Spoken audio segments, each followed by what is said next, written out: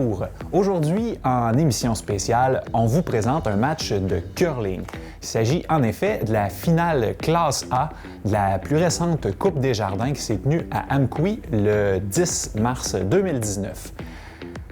Pour vous décrire le match, je vais être assisté aujourd'hui de Francis Damour, qui est un joueur très actif au sein du club de curling de la Vallée.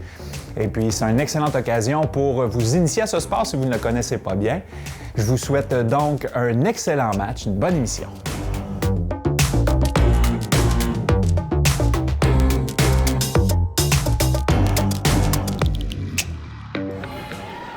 On est déjà au premier bout. L'équipe d'Amqui a lancé sa première pierre à l'intérieur de la maison. C'est une mesure qui est défensive en début de partie pour permettre aux joueurs de connaître l'effet de courbe sur la glace et également la vitesse. Donc ici, le capitaine de l'équipe de Rimouski, Georges Tardy, demande une sortie de pierre. Encore là, c'est une mesure défensive au premier bout pour permettre aux joueurs de s'ajuster. Tu mentionnais que c'est une décision du capitaine. Est-ce que tu pourrais nous parler des rôles des membres d'une équipe de curling? Il y a 4 joueurs à l'intérieur d'une équipe de curling. On commence avec le premier joueur, c'est-à-dire le joueur lance la pierre numéro 1 et 2 en alternance avec le premier joueur de l'autre équipe. Le deuxième joueur, la pierre 3 et 4. Le troisième joueur, 5 et 6. Pour terminer avec le capitaine, la pierre 7 et 8. Il y a 8 pierres que l'on lance par équipe, par bout. Une fois le bout terminé, que toutes les pierres ont été lancées à l'autre extrémité, on compte les points et puis on revient à l'autre extrémité, encore une fois, en alternance de chaque joueur qui lance une pierre et jusqu'à ce que les 16 pierres aient été lancées. Ici, on voit que la pierre de l'équipe d'Amqui n'a pas traversé ce qu'on appelle la ligne de jeu, communément appelée la ligne du cochon. Donc, c'est en dehors de la zone de jeu acceptée lorsqu'on lui lance une pierre. Il faut absolument que la pierre traverse. On arrive là-bas à la ligne de jeu. Il faut que la pierre traverse pour être en jeu et pour qu'on puisse continuer le bout. Mm-hmm. On voit ici qu'Alain Leblond et Bernard Saint-Laurent brossent pour permettre à la pierre de se retrouver dans la maison. Là, on voit que Amqui a une pierre de placer dans la maison. Rimouski vient d'en placer une à l'extérieur de la maison également. Oui, dans ce bout-ci, c'est l'équipe de Rimouski qui aura l'avantage de la dernière pierre. On parle de l'avantage de la dernière pierre parce que on disait les 16 pierres lancées, mais lorsqu'on a l'avantage de la dernière pierre, on a toujours la possibilité soit de défaire le jeu de l'adversaire ou encore de venir à notre tour se sortir d'impasse et de faire un placement qui nous permettrait à ce moment-là de faire le point et de s'envoler et de gagner la manche. Ici, on voit l'équipe de Rimouski qui a les pierres jaunes et qui n'est pas nécessairement en bonne position puisqu'elle a une pierre dans la maison, mais il y a également 2 pierres bleues qui sont en position de marquer. Mm-hmm. Donc, le jeu à faire pour l'équipe de Rimouski, c'est ce que le capitaine Georges Tardy a demandé à son joueur, c'est de sortir une ou peut-être même les 2 pierres bleues de l'adversaire. Okay. Il arrive parfois qu'on voit les joueurs de l'équipe adverse brosser une pierre. Dans quelles circonstances est-ce qu'on a le droit de brosser pour les pierres de l'adversaire? On a le droit de brosser les pierres de l'adversaire uniquement lorsque celle-ci traverse la ligne du centre de la maison. La pierre se retrouve, aussitôt que la pierre lancée touche la ligne du centre à ce moment-là, le joueur de l'équipe adversaire, selon les règlements, a le droit de brosser cette pierre-là pour soit la sortir du jeu ou l'amener à un endroit dans la maison où elle sera moins avantageuse que notre propre pierre. Donc, c'est les joueurs autorisés à brosser la pierre de l'adversaire sont le capitaine, qui lui dirige la partie dans la maison, ou lorsque le capitaine lance ses pierres, c'est le joueur qui joue en troisième position qui, à ce moment-là, agit comme substitut dans la maison à la place du capitaine et qui est en droit également de brosser la pierre adversaire qui touche et dépasse la ligne du centre de la maison. On voit que l'équipe, le capitaine Georges Tardy n'a pas changé sa stratégie ici. Il demande encore une sortie de la pierre bleue qui appartient à l'équipe d'Amkoui dirigée par Régis Cyr. On voit également la distance entre la pierre et le balai du capitaine de Rimouski. Plus que le balai est près de la pierre, c'est un signal envoyé à son joueur qui lance, c'est-à-dire qu'il faut qu'il lance une pierre plus rapide pour éviter que la courbe soit trop prononcée. Donc, plus la distance, on a deviné que plus la distance entre le balai et la pierre est large, plus la pierre lancée sera lente pour lui permettre de courber. Et à l'inverse, plus que le balai est collé sur la pierre, plus la vitesse de la pierre lancée sera grande.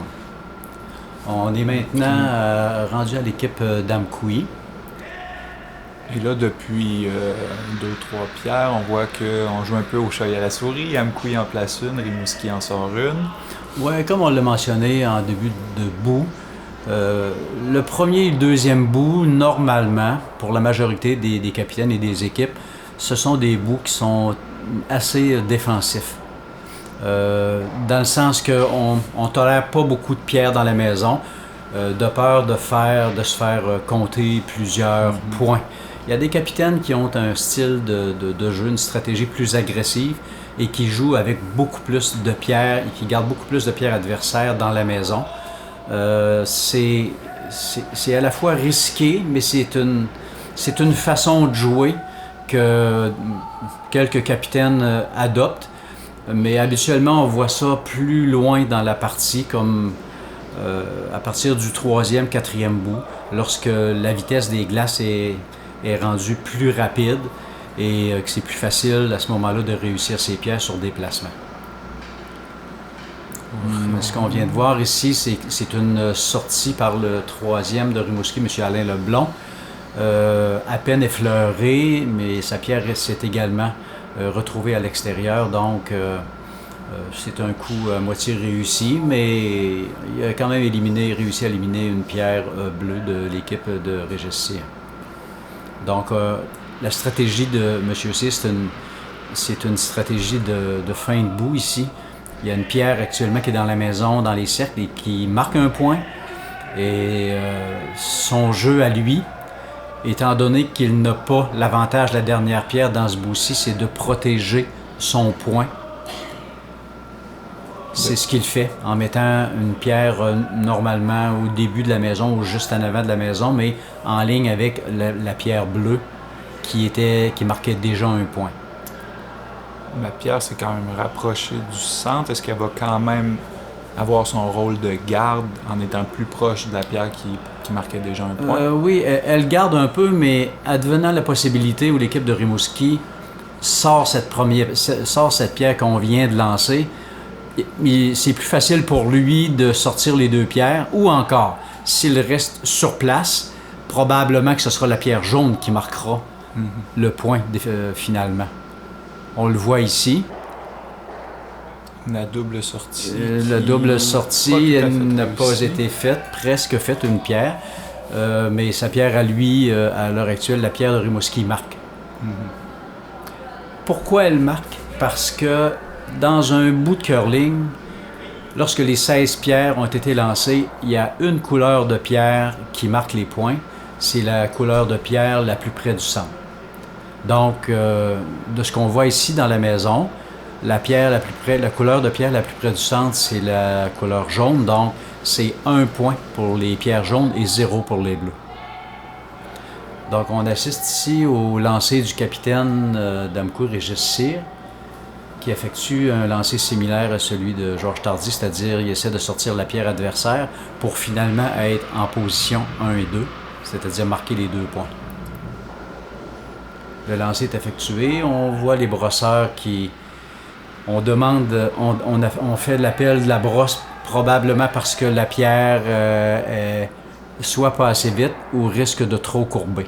Mais ici, c'est une réussite. Donc, on voit que les deux pierres bleues du capitaine Régis Cyr marquent pour le moment les points 1 et 2.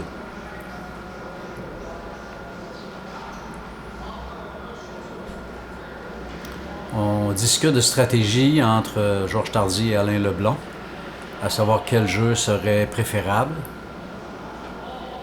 Il y a plusieurs possibilités. Il y a la possibilité de frapper la première pierre en haut de la maison. Justement, M. Leblond montre le jeu en question. Ou d'essayer la double sortie, c'est-à-dire frapper la première pierre avec un angle assez réduit et la pierre lancée à ce moment-là va se diriger vers l'autre pierre bleue pour effectuer l'autre sortie pour une double sortie, ou encore frapper la première pierre et rester sur place pour le point. Stratégie qui semble avoir été adoptée. Et c'est effectivement ce qui se passe. La pierre jaune est en meilleure position que la bleue, donc Rimouski marquera le point. À l'heure actuelle, Rimouski marque le point. Il reste la dernière pierre de l'équipe d'Amkoui, celle de Régis Cyr, qui ira sans aucun doute d'une sortie pour marquer les points 1 et 2.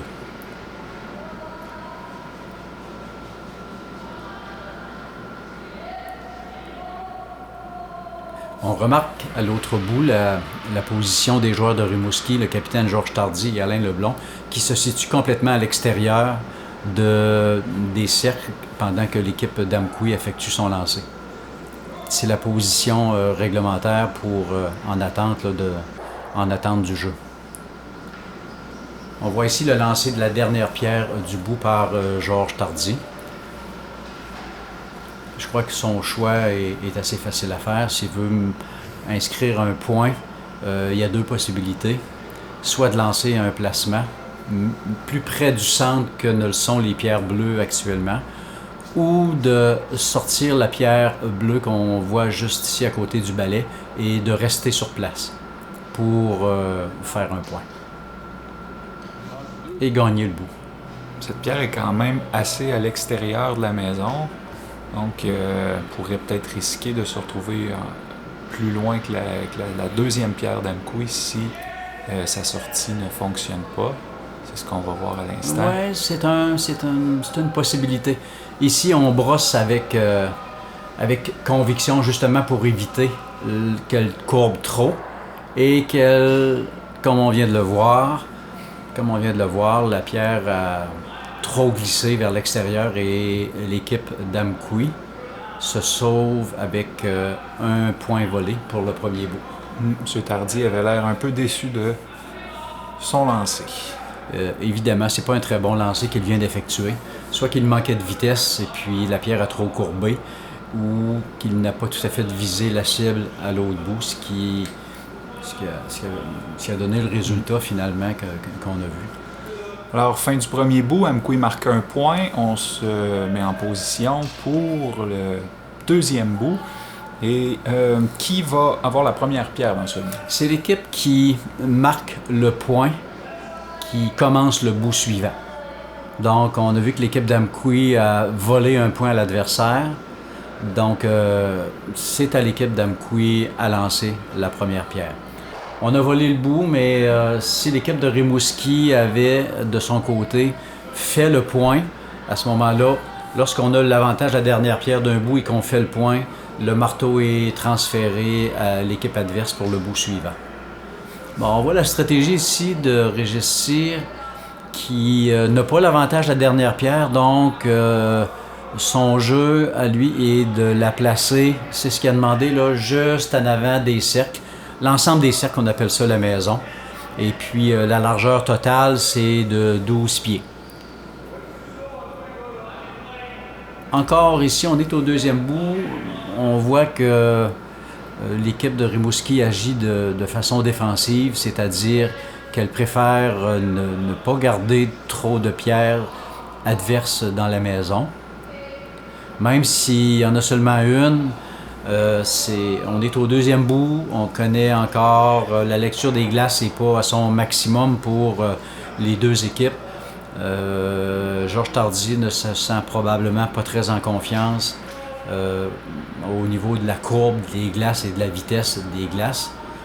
Donc, il préfère sortir la pierre adversaire plutôt que, encore là, de prendre des risques tôt comme ça dans la partie. Est-ce qu'on peut voir des gros changements sur la qualité des glaces, sur la façon que les glaces vont courber au fil d'une partie? Normalement, les deux premiers bouts, c'est crucial.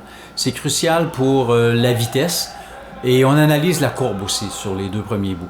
Sur la vitesse, c'est que lorsqu'on commence, avant de commencer la partie, on fait ce qu'on appelle ça des pitons, ou le terme anglais est pebble.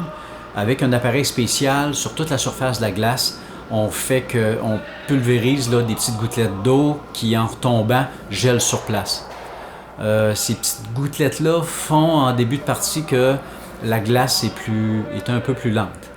Donc, une fois que les joueurs brossent, se déplacent avec leurs pieds, que les pierres passent, toutes les têtes, si vous voulez, de ces gouttes-là finissent par casser. Et c'est là qu'on atteint la vitesse maximale là, au niveau des glaces. Quand on dit qu'une glace est rapide, ça veut dire qu'avec une force moindre, notre pierre va être lancée plus loin.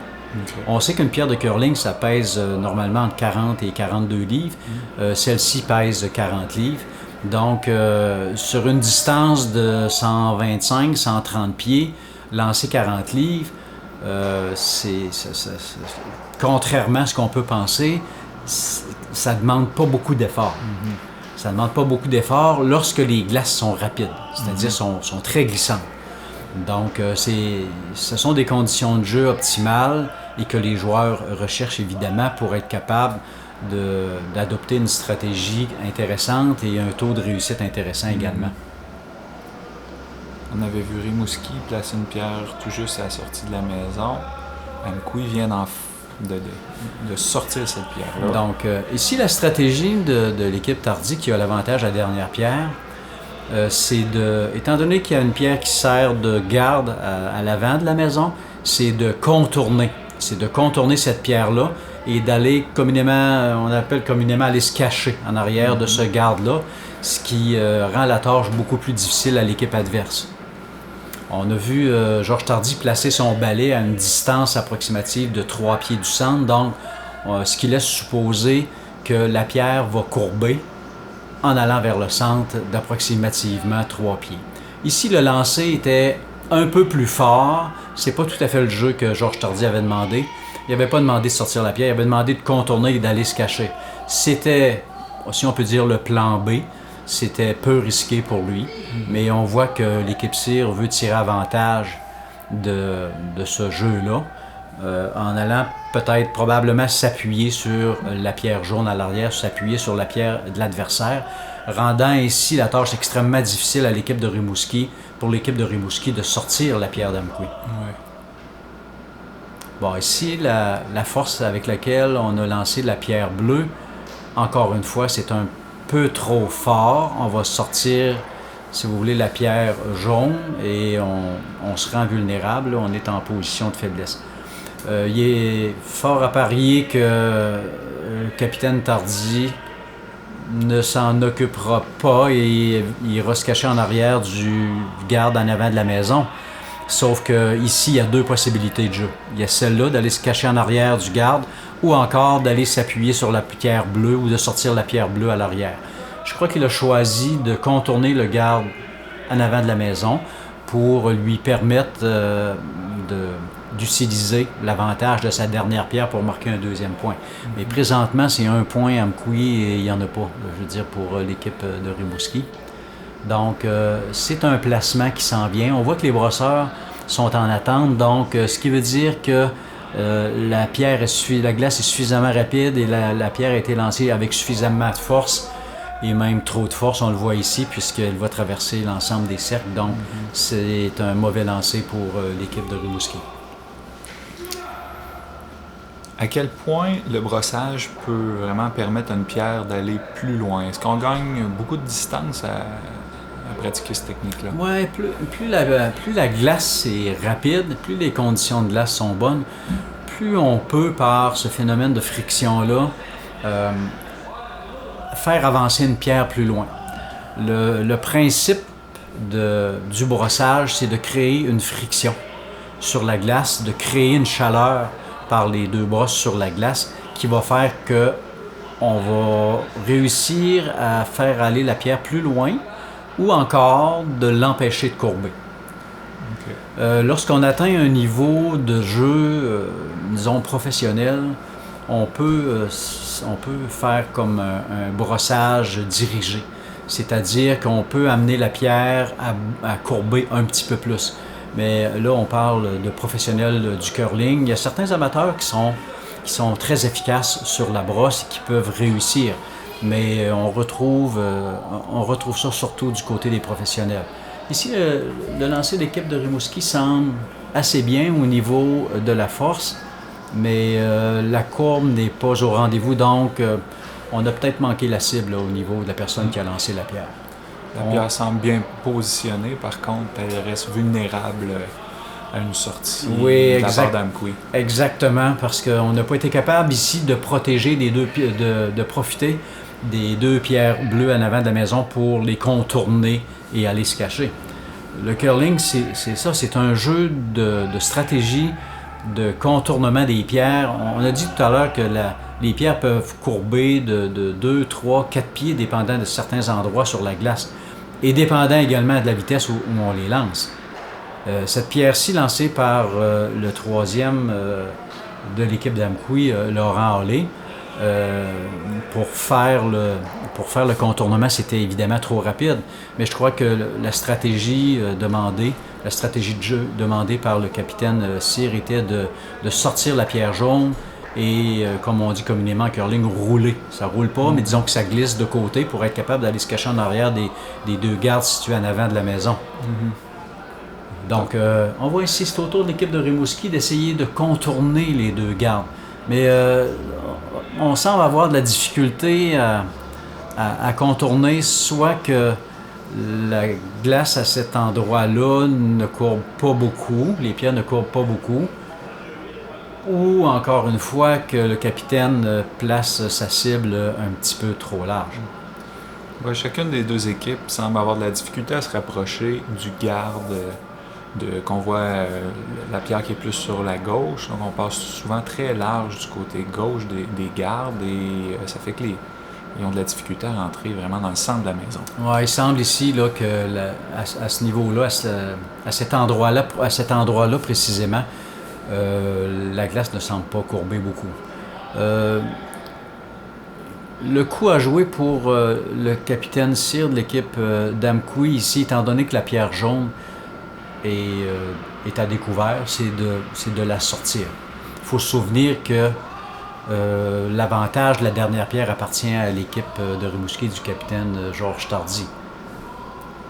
Donc ça semble être un beau coup pour l'équipe du capitaine Cyr. Effectivement, il demeure sur place. Donc on est en fin de bout.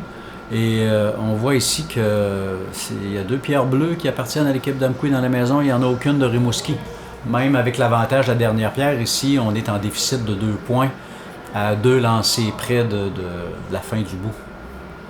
Donc, c'est un bon coup pour le capitaine Régis Cyr. Et on verra d'ici la fin du bout si Georges Tardy réussit à contrer cet avantage-là de Régis Cyr.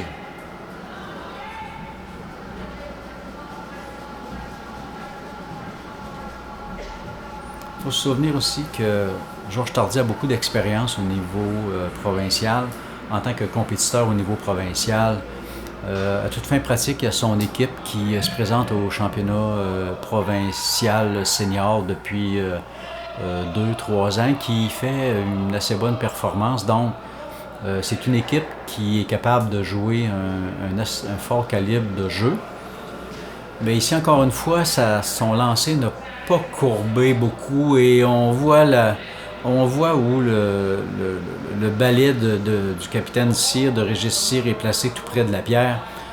Ça va être une pierre un petit peu plus rapide lancée. L'objectif, c'est pas nécessairement d'aller se cacher en arrière des gardes ici, mais c'est d'enlever la pierre de Rimouski pour limiter des points. Et peut-être même, comme on l'a vu au bout précédent, peut-être même avec la possibilité de voler le bout. Mm-hmm. Donc, ici, c'est le dernier lancé de Régis Cyr du deuxième bout. Et il était évident qu'il y va pour une sortie. Donc, les brosseurs sont relativement en attente de l'appel du troisième Laurent Hardy qui est dans la maison. Et le lancer semble tout à fait correct. Et à un lancer de la fin du bout, c'est 2 pierres bleues. Ce qui veut dire, à l'heure actuelle, c'est 2 points pour l'équipe d'Amco. Donc, le jeu de Georges Tardy ici, c'est de frapper la pierre bleue dans son centre pour la sortir, mais lui rester sur place pour être capable de marquer le point et de niveler le pointage à 1 après 2 bouts de jeu. Il devra faire attention d'éviter de faire comme à la fin du premier bout, où sa pierre avait roulé un peu plus à l'extérieur de la maison et avait concédé de cette façon-là le point à l'équipe d'Amkoui. Oui, encore là, c'est un risque à prendre, mais ici, le risque est quand même minime, mais on voit que les brosseurs accélèrent, donc c'est peut-être un petit peu serré. Il réussit à sortir la pierre et à marquer le point. On marque le point. Les 2 troisièmes joueurs se consultent et les pierres jaunes, c'est-à-dire l'équipe de Rimouski a réussi à marquer le point au deuxième bout. Donc après 2 bouts, c'est maintenant 1-1. Voilà. Et on se dirige vers le troisième bout. Et maintenant, l'avantage de la dernière pierre est transféré à l'équipe d'Amkoui. Donc, le premier joueur à lancer une pierre sera Hubert Castonguay de l'équipe de Rimouski pour débuter cette troisième manche. Il s'agit ici d'une partie de 8 bouts. C'est une partie régulière avec la possibilité, en cas d'égalité après 8 bouts, de faire une manche supplémentaire pour déterminer l'équipe gagnante.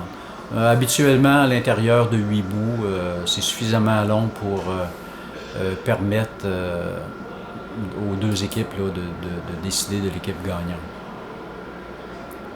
C'est la finale ici de la 16e édition de la Coupe Desjardins. C'est un tournoi régional qui est très populaire. On accueille habituellement une vingtaine d'équipes de la région, de la Côte-Nord également, de la Gaspésie, du Nouveau-Brunswick, du nord du Nouveau-Brunswick. Donc, c'est un niveau de compétition qui est assez relevé. Je crois également que la finale de la classe B, parce qu'il y a 3 classes, classe A, B, C, la finale de classe B oppose Wayne-Obi à une autre équipe d'Amkoui, celle de Richard Cyr. Et sur la glace numéro 3, c'est une équipe de Rimouski, celle de Carl Dubé, qui affronte en finale du C une autre équipe d'Amkoui, celle de Gaétan Tremblay. La première pierre de Rimouski a été envoyée et assez bien positionnée au centre de la maison d'ailleurs. Oui, c'est encore là, c'est une mesure défensive. On pourrait penser qu'une mesure défensive, c'est toujours de placer la pierre en avant de la maison. Mais en plaçant la pierre au milieu de la maison, on vient inciter l'autre équipe de sortir notre pierre et ainsi éviter les gardes en avant de la maison et éviter des gros bouts. Parce qu'on se souvient que plus qu'il y a de pierres en jeu, plus que c'est risqué, autant pour une équipe et pour l'autre. Habituellement, on laisse beaucoup de pierres en jeu lorsqu'on a besoin de faire beaucoup de points. Que ce soit avec l'avantage de la dernière pierre ou sans l'avantage de la dernière pierre. Mais lorsqu'on a besoin de beaucoup de points, c'est une bonne stratégie pour l'équipe qui a besoin de points, évidemment. On voit ici que l'équipe de Rimouski de Georges Tardy récidive là, pour sa deuxième pierre. On vient de placer la pierre encore une fois dans la maison. Et on s'attend là, à ce que le bout soit défensif. On voit le capitaine Cyr placer sa brosse tout près de la pierre, ce qui veut dire qu'il s'attend d'avoir un lancer plus rapide qui permettrait à ce moment-là de sortir la pierre adversaire. C'est une mesure défensive. On voit que les deux équipes, le pointage est égal de 1 à 1. Les équipes ne veulent pas, là, en début de match, là, prendre beaucoup de chance. On ne veut pas se faire beaucoup de points. C'est difficile à remonter souvent. Et puis, ça rend le jeu plus intéressant pour les spectateurs, c'est bien évident, parce que plus il y a de pierres en jeu, plus c'est intéressant pour les spectateurs. Mais je crois on est au 3e bout. Il est à peu près certain que peut-être au prochain bout, peut-être même ici, là, un bout, ça peut changer facilement. Une pierre manquée ici, ça vient changer radicalement la stratégie. Donc, on verra là, au fil du bout, au fil du déroulement de la partie, de quelle façon ça va se diriger.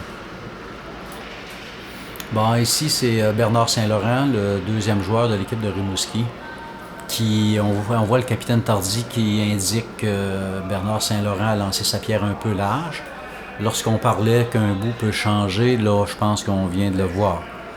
La stratégie du skip sear, il y a 2 possibilités. Soit mettre une protection sur ce garde-là ou aller placer une pierre de l'autre côté de la maison pour être capable d'avoir le premier et le 2e point à l'intérieur de la maison. Et puis de marquer 2 points.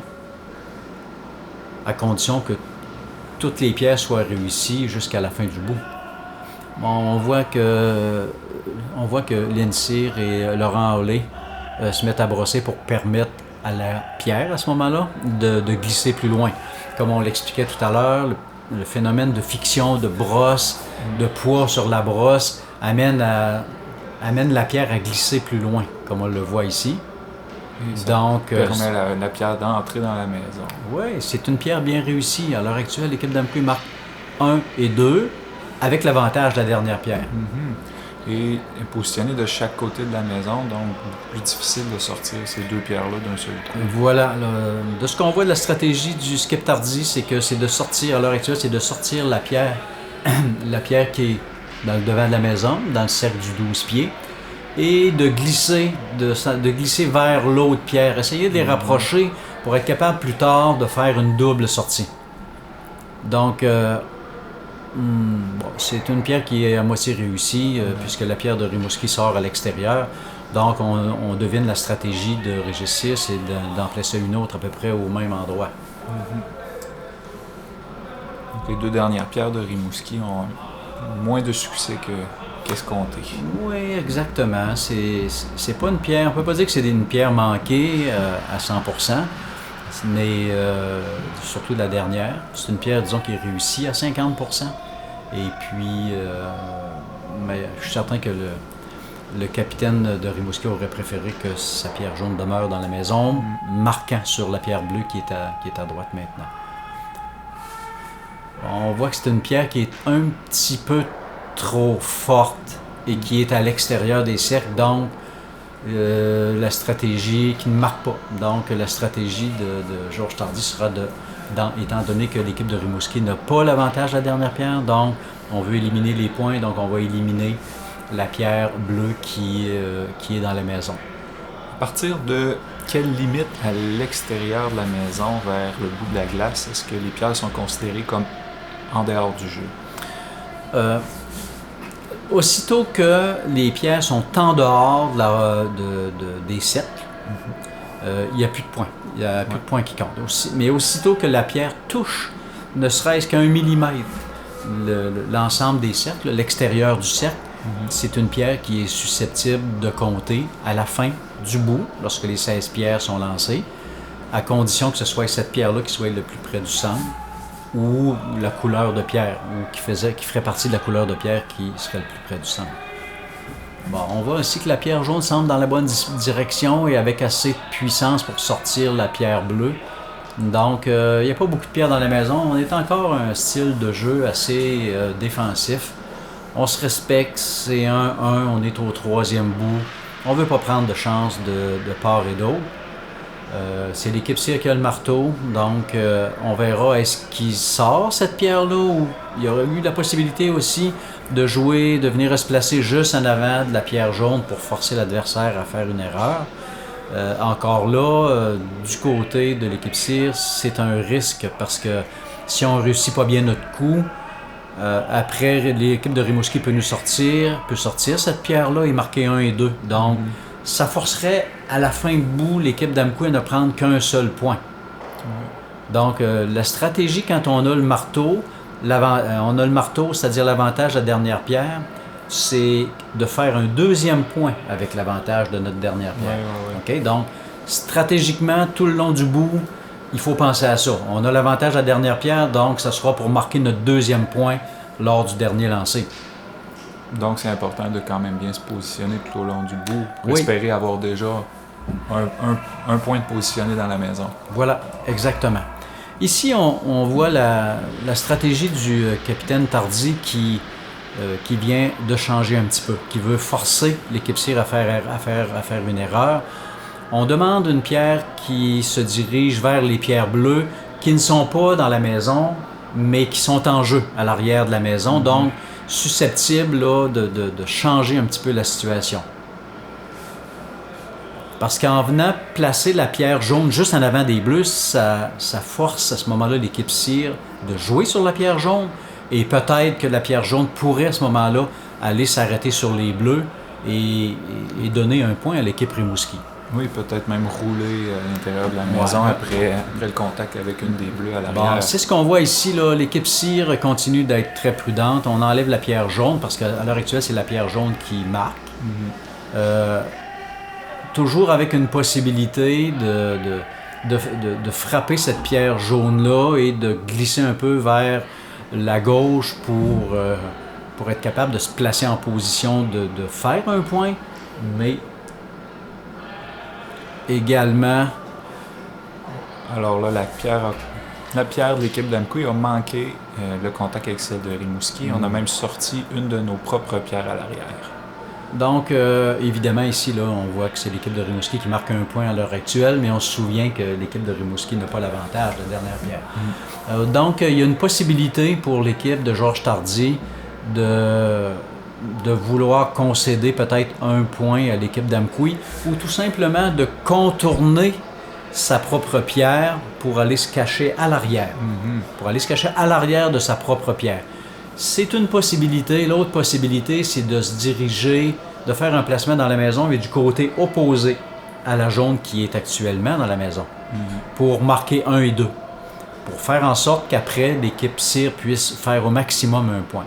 Mais capitaine Tardy a décidé de contourner sa propre pierre pour être en position 1 et 2, mais complètement caché. C'est son objectif. La force du lancer semble bonne, mais la trajectoire, elle, semble un peu serrée, donc on accroche sa propre jaune. On n'est quand même pas en mauvaise position puisqu'on marque 1 et 2. On verra à ce moment-là ce que fait l'équipe Cyr. Est-ce qu'on contourne ou on ne prend pas de chance? On a décidé de ne pas prendre de chance, de sortir une pierre jaune et après impact de se diriger vers l'autre pierre jaune pour espérer faire la double sortie. C'est un jeu avec un assez bon pourcentage de difficulté puisque après avoir lancé la pierre, il faut frapper une des deux pierres dans la maison au bon endroit, dans le bon angle, avec une bonne vitesse pour permettre d'avoir un tir de précision sur le premier lancé et une puissance quand même assez importante pour être capable de sortir les deux pierres. On se souvient que ça pèse 40 livres, donc ça prend quand même une certaine puissance au niveau du lancer pour être capable de sortir les deux pierres. Le capitaine Cyr qui envoie sa première pierre. Donc les brosseurs n'interviennent pas, donc la pierre a besoin de courber. Et la pierre semble vouloir se glisser entre les deux jaunes. Non, je crois que on a comme attrapé un débris sur la glace. On voit Laurent Hollé suivre la direction inverse. Je crois que tout simplement, on essayait la double sortie, mais ça n'a pas fonctionné. La pierre a pris un débris et il faut se souvenir ce qu'il faut se souvenir et savoir, c'est que une glace de curling, c'est très très propre. On ne peut pas arriver sur une glace de curling avec des souliers, avec de la terre ou certains débris. Il faut tout le temps vérifier ça parce que la pierre de curling, elle glisse sur une couronne d'un quart de pouce en dessous de la pierre. Ce qui fait qu'aussitôt qu'il y a des cochonneries, des débris sur la glace, normalement, ça peut freiner la pierre, ça la fait changer de direction. C'est pas plaisant pour les joueurs. C'est pas plaisant pour les joueurs, mais c'est des choses qui arrivent, puis il faut vivre avec. Bon, ici, on voit l'équipe Tardy qui voulait contourner, mais je crois que le lancer n'était pas assez puissant pour réussir son jeu. Mais l'équipe de Rimouski a quand même 3 pierres dans la maison et n'a pas l'avantage de la dernière pierre, sauf que c'est 3-0 à l'heure actuelle pour l'équipe de Rimouski. Le scénario pourra probablement changer d'ici la fin du bout, mais c'est une réelle menace pour l'équipe d'Amqui qui devra faire un placement meilleur que ces 3 pierres-là. Donc, le capitaine Cyr s'apprête à lancer sa dernière pierre. On a dit qu'on avait... C'est un bel exemple ici de l'avantage de la dernière pierre qu'on appelle communément avoir le marteau. Ici, ça va pas bien pour l'équipe d'Amqui, sauf qu'en ayant l'avantage du dernier lancer, de la dernière pierre, on peut facilement se sortir. Facilement, c'est un bien grand terme ici, là, mais on peut se sortir d'impasse puisque ça prend un placement assez précis, plus près du centre que les 3 pierres jaunes qui sont actuellement dans la maison. Donc le lancer est effectué. Au niveau de la force du lancer, la vitesse, ça semble bien puisque les brosseurs n'interviennent pas. Au niveau de la ligne, ça semble également très très bon puisqu'il reste encore une bonne distance entre les pierres jaunes et la pierre bleue. Mais ici, on s'accélère. On s'accélère pour... La pierre semble courber énormément. Oui, elle courbe beaucoup. Et je crois qu'on a été un petit peu chanceux puisque la pierre, c'est 1 point pour les pierres bleues. La pierre semble avoir roulé suffisamment pour rentrer dans le cercle blanc de la maison et prendre l'avantage sur les pierres de Rimouski. Oui, après impact, exactement. Un petit peu de chance au niveau du capitaine Cyr, mais je crois qu'on a probablement sous-évalué la courbe puisque la force du lancer était là. Mais au niveau de la courbe, on a sous-évalué la courbe puisqu'on a accroché un petit peu en avant. Après 3 bouts, l'équipe d'Amqui mène par la marque de 2-1. Et on va s'arrêter là-dessus, faire une courte pause. On vous revient tout de suite avec la deuxième moitié de la finale classe A de la Coupe Desjardins 2019.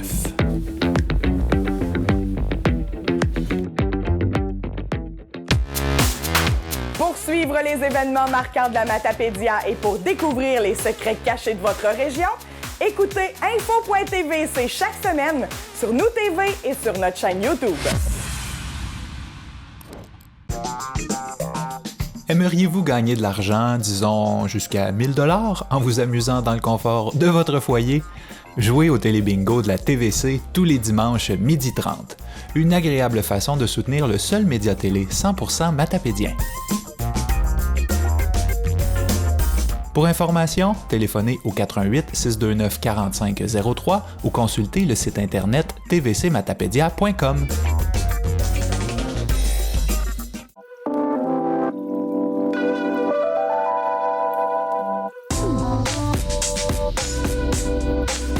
En devenant membre de la TVC, vous contribuez à maintenir un véritable outil d'animation, d'information et de développement du milieu matapédien. Vous assurez la survie de notre organisme. Vous contribuez au maintien de 4 emplois dans la Matapédia. Vous démontrez votre soutien au seul média 100% matapédien. En devenant membre de la TVC, vous nous permettez de nous développer pour vous offrir du contenu de qualité et de nouvelles productions originales.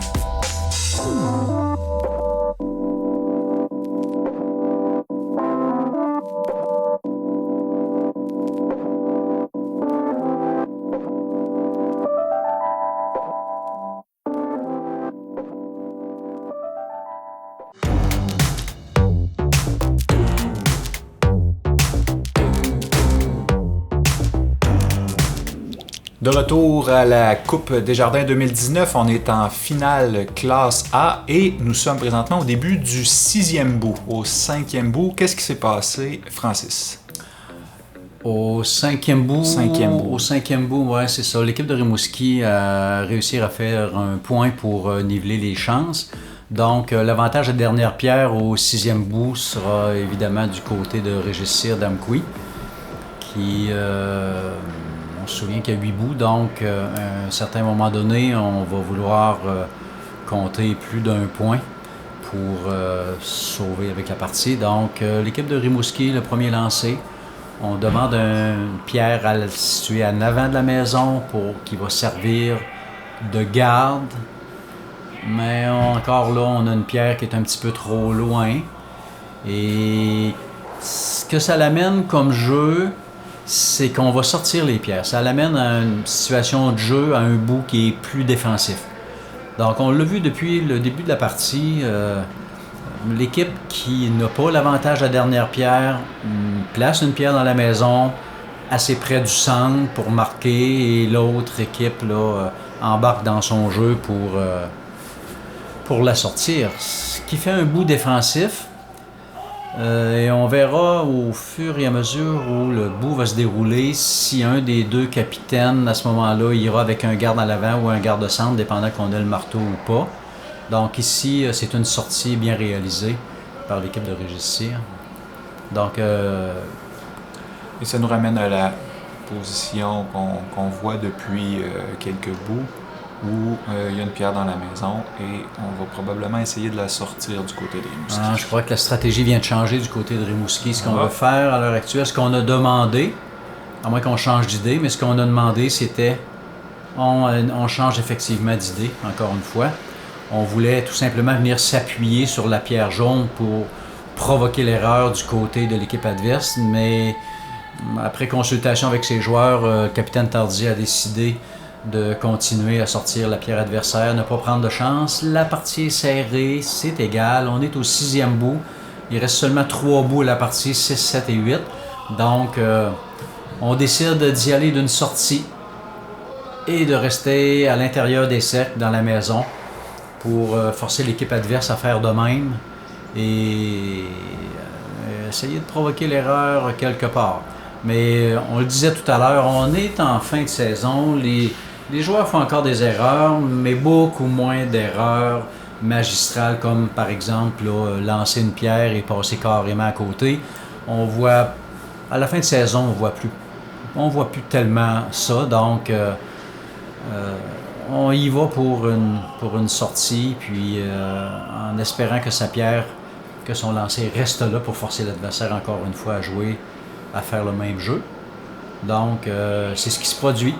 Donc, la pierre bleue reste à l'intérieur de la maison. On a réussi à enlever de l'intérieur des cercles la pierre adversaire de Rimouski. Donc, à l'heure actuelle, on joue un peu au chat et à la souris. Je lance ma pierre, je te sors, tu fais pareil. Le jeu risque d'être beaucoup plus intéressant dans les pierres qui vont suivre, dans les bouts qui vont suivre. Donc, on suit le jeu. On mise sur l'erreur de l'équipe adverse. Mais c'est deux équipes qui sont quand même habituées, compétitives et qui sont habituées de jouer ce genre de sortie. Donc, jouant avec très peu d'erreurs, on ne risque pas d'en voir tellement. Mais ici, on s'active pour la brosse à Rimouski. On est peut-être sorti à l'intérieur de la cible, donc ça nécessite d'empêcher la pierre de courber. Et on parlait d'erreur, il fallait en parler pour qu'il s'en produise une. Donc, effectivement, c'est une erreur majeure, soit que la glace est courbée plus ou qu'on n'ait pas tout à fait bien visé la cible. Donc, le jeu la stratégie pour l'équipe d'Amqui, c'est de séparer ses pierres, puisqu'on se souvient qu'on est au sixième bout, c'est l'équipe de Régis Cyr, l'équipe d'Amqui qui a l'avantage du dernier lancé lors de ce bout. Donc, on veut profiter de cette occasion pour placer une deuxième pierre dans la maison. Donc, le lancer semble bien. La vitesse, les brosseurs jugent que la vitesse de la pierre est parfaite. Donc, on essaie de placer les pierres de façon assez égale pour éviter la double sortie. Parce que si les pierres sont décalées, c'est-à-dire celle d'en haut à gauche puis celle de droite est un petit peu plus basse, à ce moment-là, on veut éviter de donner un angle parfait pour une double sortie. Bon, on laissait là, du côté de Rimouski, on laissait la double sortie. Ouais. Donc, dans ce cas-ci, il faut frapper à peu près la pierre bleue. Là. Il faut la frapper à peu près comme 3/4 de pierre pour être capable de rouler ou de glisser vers la pierre de droite et espérer la sortir. Donc, c'est un lancer beaucoup plus précis que celui précédemment où on avait la pierre complète à sortir. Donc, on voit que l'angle d'attaque sur la pierre sortie était un peu trop mince. Donc, il aurait fallu à ce moment-là frapper plus près du centre pour diminuer l'angle et se diriger vers l'autre pierre, celle qui est restée dans la maison, pour espérer la sortir du jeu. Un peu le même principe qu'au billard. Oui, c'est vrai, le jeu des angles pour les coups à jouer, c'est similaire. C'est du billard sur glace. Ouais. La différence avec une table de poule, c'est qu'on est approximativement à 130 pieds de distance, donc ça rend le jeu plus difficile, puis il y a beaucoup de facteurs qui interviennent. Tu sais, la vitesse de la glace, la courbe. Sur un tapis de billard, il n'y en a pas de courbe. Il peut y en avoir une, il peut avoir une courbe sur une balle si on lui en donne une. Mais sur la glace, c'est une pierre qu'on lance. Ça ne se lance pas une pierre tout droit sur une glace de curling. C'est un effet contrôlé que le capitaine demande sur chaque lancer. Donc ici, ce sera une courbe de l'extérieur vers l'intérieur pour être capable de sortir la pierre qui est dans la maison. On revient au même jeu du début, debout. Parce que malheureusement, Amkoui a manqué sa chance de placer une deuxième pierre pour forcer l'équipe de Rimouski à avoir à choisir plutôt que juste à sortir une pierre. Voilà, c'est un jeu d'essai-erreur, le curling. Il faut voir toujours son coup réussi. Il faut toujours jouer dans cette perspective-là, mais il peut arriver effectivement, il y a différents facteurs qui interviennent, et on peut arriver effectivement à manquer un coup. Donc, l'équipe d'Amkoui, dirigée par Régis Cyr, décide d'être plus agressive. On arrête de sortir la pierre adversaire, on la laisse là, on va essayer plutôt de s'en servir pour essayer de marquer 2 points. Donc, ce qu'on demande ici, c'est de contourner la pierre jaune ou de venir s'appuyer sur celle-ci pour amener l'équipe de Rimouski à faire encore là une erreur et donner à Amkoui la possibilité de marquer 1 point ou 2. Mais on se souvient que lorsqu'on a l'avantage de la dernière pierre, habituellement, on aime bien les capitaines se servir de cet avantage-là pour faire un placement au centre de la maison, avec rien en avant de la maison qui peut comme compliquer sa tâche. Donc, c'est un bon lancer ici. On n'a pas sorti la pierre adversaire, mais on l'a reculée. Donc, c'est une pierre qui peut servir à l'équipe d'Amkoui. Si jamais la pierre du deuxième de Rimouski courbe trop, du troisième de Rimouski courbe trop, à ce moment-là, la pierre bleue pourrait aller s'arrêter sur la pierre jaune, à ce moment-là, favorisant ici l'équipe d'Amkoui, peut-être faire 2 points à ce 6e but. Donc, on demande aux 2 brosseurs de s'activer. Rimouski, on voit qu'ils y mettent beaucoup d'intensité. Donc, la pierre semble parfaitement réussie. Effectivement, c'est une pierre qui est très très bien réussie. Elle protège celle de l'arrière. Donc, à l'heure actuelle, Rimouski marque 2 points. On récidive du côté d'Amkoui. On essaie de contourner à nouveau pour se placer plus près du centre, mais en avant de la pierre qui est en arrière de la ligne de T. Donc, Laurent Hollé, le 3e d'équipe d'Amkoui, fait son lancer. Le lancer semble bien, les brosseurs sont actifs. La pierre lancée semble avoir une bonne trajectoire et une bonne vitesse. Et la position est un petit peu trop loin. Cependant, elle marque. Elle peut être là, tentante pour l'équipe de Rimouski puisqu'elle marque. C'est ce qu'on va essayer, c'est de la sortir. Mais on voit qu'il y a une pierre en avant, donc ça peut être un piège pour l'équipe adverse. Faut passer à côté de cette pierre-là. C'est un tir qui demande beaucoup de précision lorsqu'on est à 140 pieds de sa cible. Donc, mais avec la complicité des brosseurs, c'est un coup C'est un coup qui s'effectue normalement assez aisément. Donc ici, Georges Tardy effectue son premier lancer. On voit le positionnement de la cible, donc on peut présumer que la vitesse va être une vitesse un petit peu plus rapide, normalement qui traverse les cercles, mais qui laisse également le temps à la pierre de courber sur une distance d'à peu près 1 pied avant d'atteindre sa cible. Oh, la pierre semble courber beaucoup. C'est un lancer parfait pour le capitaine Georges Tardy. Une très belle sortie et sa pierre a réussi à rouler un peu plus vers le centre. Donc pour l'instant, Rimouski a 3 pierres qui marquent des points dans la maison. Oui, on marque 3 fois. Le rôle du capitaine Cyr sera, on vient de le voir, là, on a indiqué avec le balai où on voulait que la pierre arrête. Donc l'objectif, c'est pas de sortir la pierre de Rimouski, mais plutôt de s'en servir.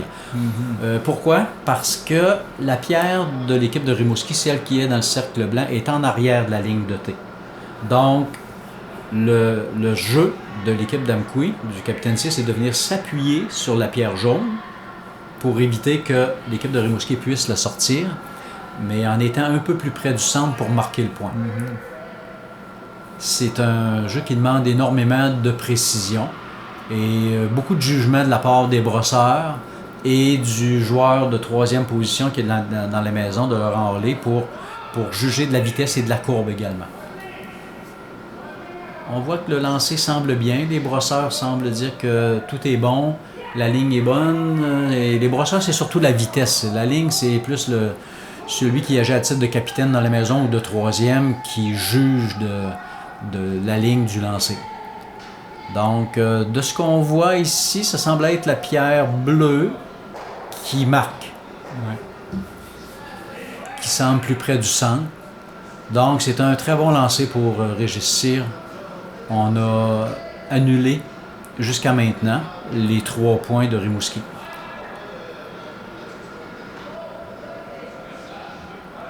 Donc on voit que le capitaine Tardy indique à son joueur 3e, Alain Leblond, la cible qu'il aimerait avoir pour son lancer. Donc, en plaçant son balai aussi près de la pierre, ça veut dire qu'il va lancer sa pierre de façon beaucoup plus rapide pour pas qu'elle ait eu le temps de courber. Donc, on va voir si son jeu fonctionne, cette stratégie-là fonctionne. En frappant la pierre directement au centre, la pierre bleue au centre, la pierre bleue va rebondir sur la jaune et devrait normalement quitter les cercles vers la droite à cause de l'angle de la pierre bleue et jaune que l'on voit. Si les pierres avaient été alignées parfaitement, c'est une sortie qui aurait été extrêmement difficile, mais maintenant, c'est une sortie qui est possible à cause du positionnement justement de ces 2 pierres-là. Capitaine Tardy s'élance. C'est son dernier lancer de la 6e manche. On voit que les brosseurs sont en position statique et on frappe au bon endroit et comme prévu, on sort les pierres et la pression repose maintenant sur les épaules du capitaine Cyr, l'équipe d'Amqui. Oui, c'est un placement. On a 12 pieds pour s'arrêter parce que l'ensemble des cercles, là, le diamètre, là, c'est 12 pieds. Donc, à l'heure actuelle, l'équipe de Rimouski marque un point, mais c'est une pierre qui marque un point parce qu'elle touche à la maison. Mais on a presque 12 pieds pour s'arrêter, donc c'est un placement qui, habituellement, est relativement facile. Mais encore là, c'est le lancer de la dernière pierre, ça a des conséquences, donc la pression repose sur le capitaine Cyr, qui habituellement compose bien avec cette pression-là, donc ça devrait être un jeu de routine pour lui. À moins qu'on décide d'enlever la pierre jaune et que notre lancer sorte effectivement également de la maison pour annuler le bout et conserver l'avantage de la dernière pierre à l'autre bout. Mais c'est pas le cas. On a décidé d'y aller pour un placement. Donc Régis Cyr s'élance.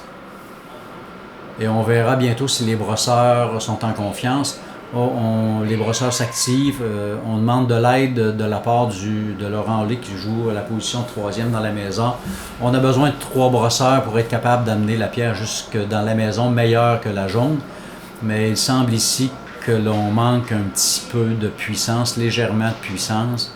Et c'est un... Ce n'est fallu de peu. De très peu. On va aller mesurer. Le blond indique que la jaune semble marquer le point. Est-ce qu'on va y aller pour la mesure?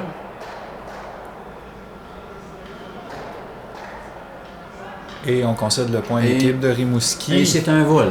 C'est un vol au 6e bout pour l'équipe de Rimouski. Qui vient de prendre les devants 3-2 pour la première fois du match. Oui, 3-2. Donc, on voit ici l'importance pour l'équipe CIR d'avoir réussi, d'avoir eu à réussir ce lancer, puisqu'on est à la fin du 6e bout. Mm-hmm.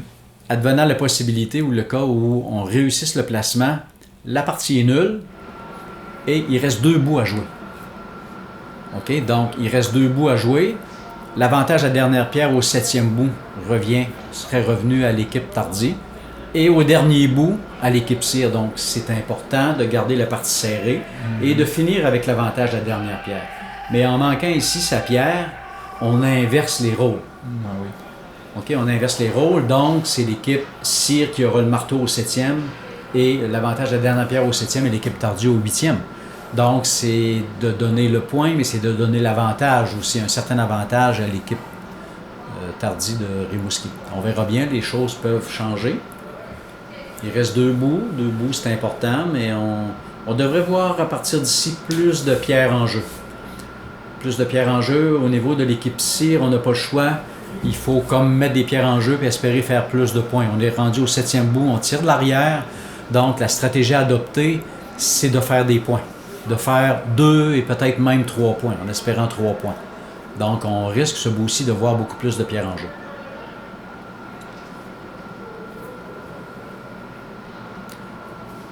La stratégie de l'équipe de Rimouski, c'est justement soit de voler ou encore de mettre, comme il l'a fait, là, la pierre dans la maison pour amener l'équipe d'Amkoui à jouer défensif.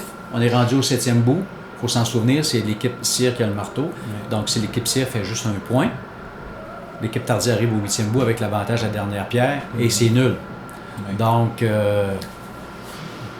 l'équipe Tardy a avantage, elle, à jouer défensivement et l'équipe CIR à y aller avec le plus de points de pierre en jeu possible. Donc, ici, on a demandé à Lynn CIR, la conjointe du capitaine, qui agit au poste de première pierre, de lancer un garde-coin, mais je crois que la vitesse est un petit peu trop vive. On a passé à travers de la maison. Le capitaine Tardy hésite.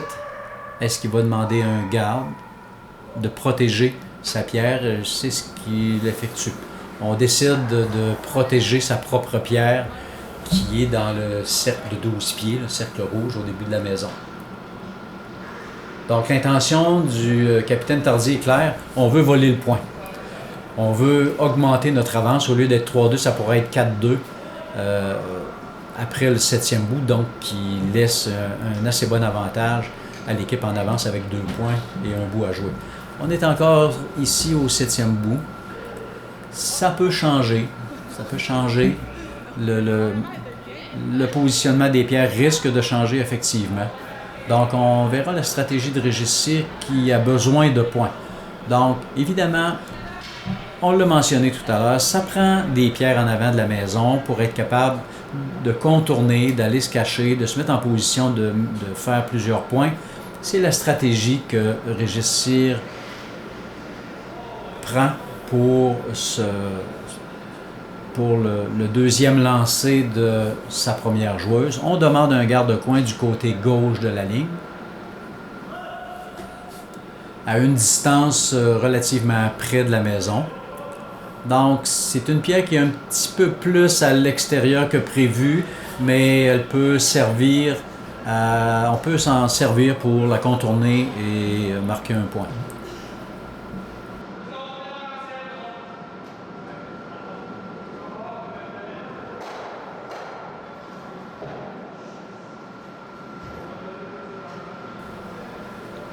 Donc, au niveau de l'équipe de Rimouski, on continue dans la même voie. On veut voler des points. On veut voler le bout, se sauver avec le 7e bout et conserver le marteau pour le 8e. Donc, on espère voler ici. On a déjà 2 pierres bien positionnées. On a une qui marque et puis l'autre qui sert de protection. Donc, ce qu'on veut, c'est qu'on veut une autre pierre à égalité du garde en avant de la maison qui nous donnerait comme vraiment un bon écran pour nous permettre là, d'augmenter notre possibilité de voler le bout. On voit ici que la pierre est un petit peu plus forte. Soit qu'elle ait perdu sa rotation, je crois que c'est ça, parce que le jeu, la pierre se retrouve au fond de la maison, dans le 12 pieds. On avait demandé une pierre à l'avant. Du côté de l'équipe d'Amkoui, on décide de contourner. Il y a 2 gardes en avant, il y a tout ce qu'il faut pour l'équipe d'Amkoui pour contourner et aller se positionner en arrière de ces pierres-là. Encore une fois, on change d'idée. On essaie d'aller se placer juste en avant de la pierre jaune qui vient d'être lancée par l'équipe de Rimouski. C'est Jonathan Hardy qui s'élance, qui effectue son lancer. Les brosseurs s'activent, la ligne semble bonne.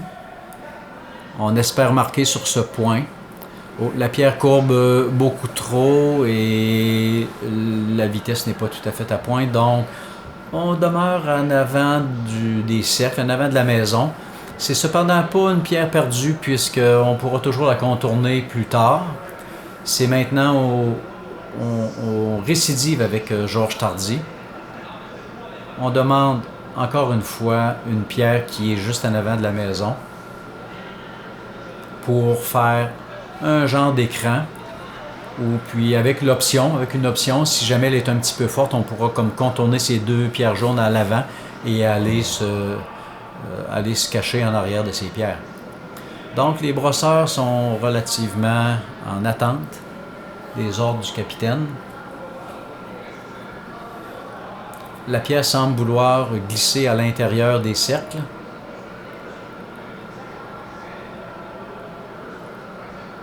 On a beaucoup plus de pierres en jeu à ce bout-ci que ce qu'on a vu dans les derniers bouts. Évidemment, puisque l'équipe Cyr a besoin de points et l'équipe Tardy a décidé de voler. Donc, lorsqu'on décide de voler, on place des gardes à l'avant de la maison et lorsqu'on est en défensive. Et puis, lorsqu'on est en offensive, on place des pierres dans la maison, on contourne, on va se cacher. On veut comme provoquer l'erreur pour l'équipe adversaire. Ici, on voulait sortir la pierre jaune qui était dans le cercle blanc. Sauf qu'on n'a pas réussi. On a réussi à déplacer cette pierre jaune-là dans le cercle du 4 pieds, mais à droite de la ligne du centre. Et la pierre lancée est sortie de la maison. On essaiera du côté de Georges Tardy de protéger cette pierre-là qui marque. C'est la meilleure pierre jaune parmi toutes celles qui ont été lancées à l'heure actuelle. Donc, probablement, comme stratégie, c'est ce qu'on va adopter, c'est de la protéger, d'essayer de marquer le point, de se sauver avec le point dans cette manche-là et d'augmenter ainsi notre avance. On demande à Alain Leblond, effectivement, un garde. Les brosseurs s'activent. Puisqu'on demande un placement en avant de la maison, souvent on a tendance à lancer une pierre qui manque un peu de poids, donc on a avantage à la brosser pour la faire glisser plus loin. On manque un peu de courbe sur ce lancer. Pierre, la voie semble encore ouverte pour Amkoui, qui pourrait aller s'appuyer sur la pierre jaune dans le 4 pieds et peut-être rouler à l'intérieur et se protéger derrière les 2 gardes jaunes. On a probablement manqué la cible du côté d'Alain Leblond puisque l'espace est encore tout ouvert avec la possibilité pour l'équipe d'Amkoui de sortir cette pierre jaune-là, de frapper et de glisser vers le centre qui pourrait nous permettre, à Régis à la fois de se cacher et de marquer le point. Donc c'est Laurent Aulé qui s'exécute. Le lancer semble bon. On brosse activement. Malheureusement, on accroche à l'avant. La pierre semble avoir courbé peut-être un peu trop. Il semblerait que la pierre est effectivement trop courbée pour le jeu qu'on voulait effectuer. La vitesse semblait bonne et la ligne aussi. On a courbé, on a peut-être mal évalué la ligne de courbe ou tout simplement que la pierre a courbé effectivement beaucoup plus qu'on pensait. La vitesse était là, le lancer était quand même bien de la part de Laurent Aulé. Sauf que maintenant, l'avantage est nettement du côté de Rimouski, qui a une pierre dans le cercle bleu, dans le cercle de 4 pieds, et qui marque un point. À l'heure actuelle, 4 pierres jaunes à l'intérieur des cercles, donc c'est 4 points pour Rimouski. On aura fort à faire pour être capable de marquer le point du côté de Régis Cyr. On place un garde au bon endroit, vis-à-vis la pierre qui est dans le cercle bleu et qui est la plus près du centre. Donc, on aurait pu protéger n'importe quelle autre pierre, mais c'est la pierre la plus importante à protéger, c'était évidemment celle qui était la plus près du centre. Pour pouvoir marquer les points. Donc, c'est ce qu'on a fait du côté de Rimouski. Alain Leblanc a effectué un bon lancer. Et le résultat est là. On a une protection parfaite. Du côté d'Amkoui, de Régis Cyr, on décide d'ouvrir le centre. Il faut se souvenir qu'on a l'avantage de la dernière pierre. Donc, pour que ce soit réellement un avantage, il faut avoir de l'espace pour passer, un endroit pour passer. Et puis, c'est ce qu'on fait. On veut dégager cette pierre-là. On voit Régis Cyr et Laurent Aulé en discussion stratégique pour voir la façon qui serait la plus optimale de jouer la prochaine pierre. Absolument, parce que l'avantage, c'est de dégager cette pierre-là à l'avant et pour essayer peut-être puis de dégager également celle qui est dans le cercle bleu, de faire une double sortie et avec la pierre lancée, glisser vers la gauche pour, de notre côté, avoir la possibilité de marquer peut-être un deuxième point avec cette pierre-là. Donc, Laurent Aulé va s'exécuter. C'est une pierre qui est très importante, pas nécessairement facile à jouer. C'est un jeu ici de grande précision, puisque faut se souvenir qu'on voit qu'il y a une pierre en avant de la maison, donc qui agit de protection de garde sur la pierre jaune dans le cercle bleu. Ça semble être un bon lancer à venir jusqu'à date. Les brasseurs s'activent pour éviter qu'elle ne courbe trop. C'est un bon lancer. Malheureusement, on n'a pas réussi à ouvrir le jeu au centre de la maison, ce qui fait que la pierre jaune est de plus en plus, celle qui est dans le cercle bleu, est de plus en plus gardée, protégée. Et l'équipe de Rimouski est en bonne voie pour voler ce bout. Il reste les 2 pierres des 2 capitaines à lancer dans ce bout-ci. C'est ça, il reste encore 4 pierres à lancer. Et c'est l'équipe de Régis Cyr qui a l'avantage de la dernière pierre. Donc, on verra s'il sera capable d'en profiter.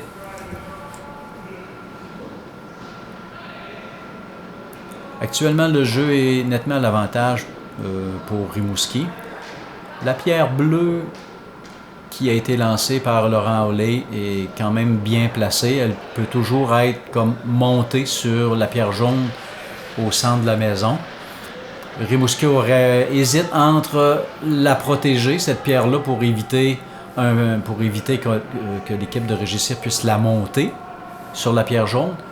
On peut placer une garde sur cette pierre-là ou venir placer une autre pierre à gauche de la ligne du centre pour marquer un autre point.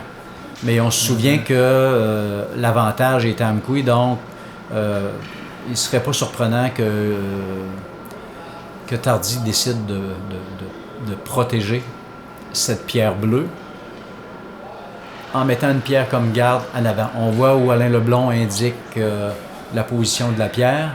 Donc, c'est en avant de la maison et un petit peu à gauche de la pierre bleue qui appartient à Amkoui. Ça demande beaucoup de dextérité que de réussir ces jeux-là. C'est certain que le joueur qui lance sa pierre a l'aide de ses brosseurs, mais c'est vraiment un jeu d'équipe, le curling. C'est important, c'est un jeu d'équipe. Et puis, la personne qui lance la pierre seule a besoin de ses brosseurs. Elle a besoin d'augmenter son taux de réussite. Et les brosseurs sont là justement pour l'aider à réussir ses coups. On voit ici que la pierre lancée par Georges Tardy a courbé plus que prévu. Et elle s'est arrêtée à un endroit qui est complètement différent de celle qu'on avait espéré. Donc, la stratégie de Régis Cyr sera probablement de contourner la pierre bleue et s'en aller plus près du centre que la jaune. Je crois que c'est ce qu'on indique avec sa brosse. On est en discussion avec le troisième, Laurent Olé. Et on a choisi de lancer la pierre exactement plus près au centre, dans le cercle blanc au centre, plus près du centre que celle de Rimouski-la Jaune qui est déjà dans le cercle bleu de 4 pieds. Avec un tel coup, on forcerait Rimouski à faire mieux en termes de placement ou à sortir la pierre d'Amkoui? Il y aurait deux possibilités. On pourrait essayer de sortir la pierre d'Amkoui. Ça va dépendre de la position de la pierre lancée par la dernière pierre lancée par Régis Cyr. Si la pierre est découverte, à ce moment-là, on pourra peut-être en profiter pour la sortir et nous-mêmes aller se positionner, aller se cacher en arrière du garde bleu. Il y aura à ce moment-là quelques possibilités, quelques alternatives de jeu, mais on semble placer un garde. À ce qu'on voit, c'est que la pierre manque de vélocité, donc elle s'arrêtera en avant de la maison.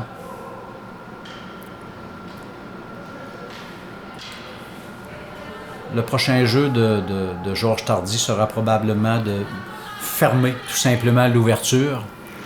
Fermer l'ouverture pour voler le point et se sauver avec le bout. Enlever la possibilité à Régis Cyr de bénéficier de l'avantage de sa dernière pierre. On le disait précédemment, lancer la dernière pierre, c'est un avantage à condition qu'on ait un endroit pour la lancer. Ici, le devant est obstrué, donc s'il n'y a plus de place à passer, on a beau lancer la dernière pierre, mais quand c'est impossible, c'est impossible. Parce que les ouvertures se referment d'une pierre à l'autre dans ce 7e bout. On voit qu'il n'y a plus beaucoup d'espace disponible pour essayer de faire pénétrer une pierre dans la maison. Exactement. Exactement. Le schéma de jeu se ferme. On place des pierres à des endroits stratégiques pour empêcher l'adversaire de s'y glisser, de faire des points. C'est ça le curling. C'est un jeu de stratégie. On peut empêcher l'équipe adverse de faire des points et c'est souvent aussi bon que de faire ses points, que de faire des points. Dépendant d'où on est rendu dans la partie, le pointage, l'avancement dans la partie, le nombre de bouts. Est-ce qu'on est au 4e? Est-ce qu'on est au 8e? La stratégie peut changer pour deux mêmes jeux, des fois. Oui. Et là, la pierre du capitaine Tardy est venue se placer dans le cercle blanc. Donc, pour l'instant, Rimouski marque 2. Exactement. Et il va forcer le capitaine Cyr à sortir un coup exceptionnel.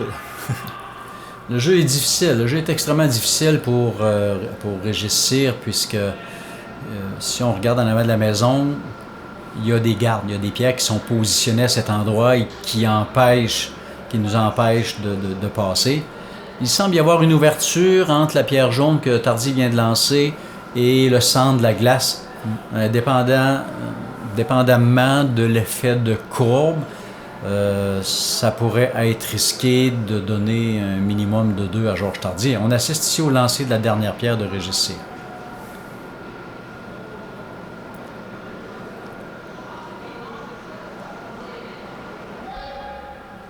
On hésite encore entre le placement et tout simplement sortir la pierre jaune, la dernière pierre jaune lancée par Georges Tardy. On concéderait ici 1 point, ce qui donnerait une avance de 2 points à l'équipe de Rimouski au dernier bout. Et l'équipe d'Amqui de Régis Cyr conserverait l'avantage à la dernière pierre au dernier bout, mais avec 2 points de retard. La pierre est lancée. Les brosseurs s'activent. On décide d'y aller pour une sortie de la dernière pierre jaune lancée par Georges Tardy. Et ça semble être réussi. Oui, on concède 1 point à l'équipe de Rimouski qui prend une avance de 2 points avec 1 bout à jouer.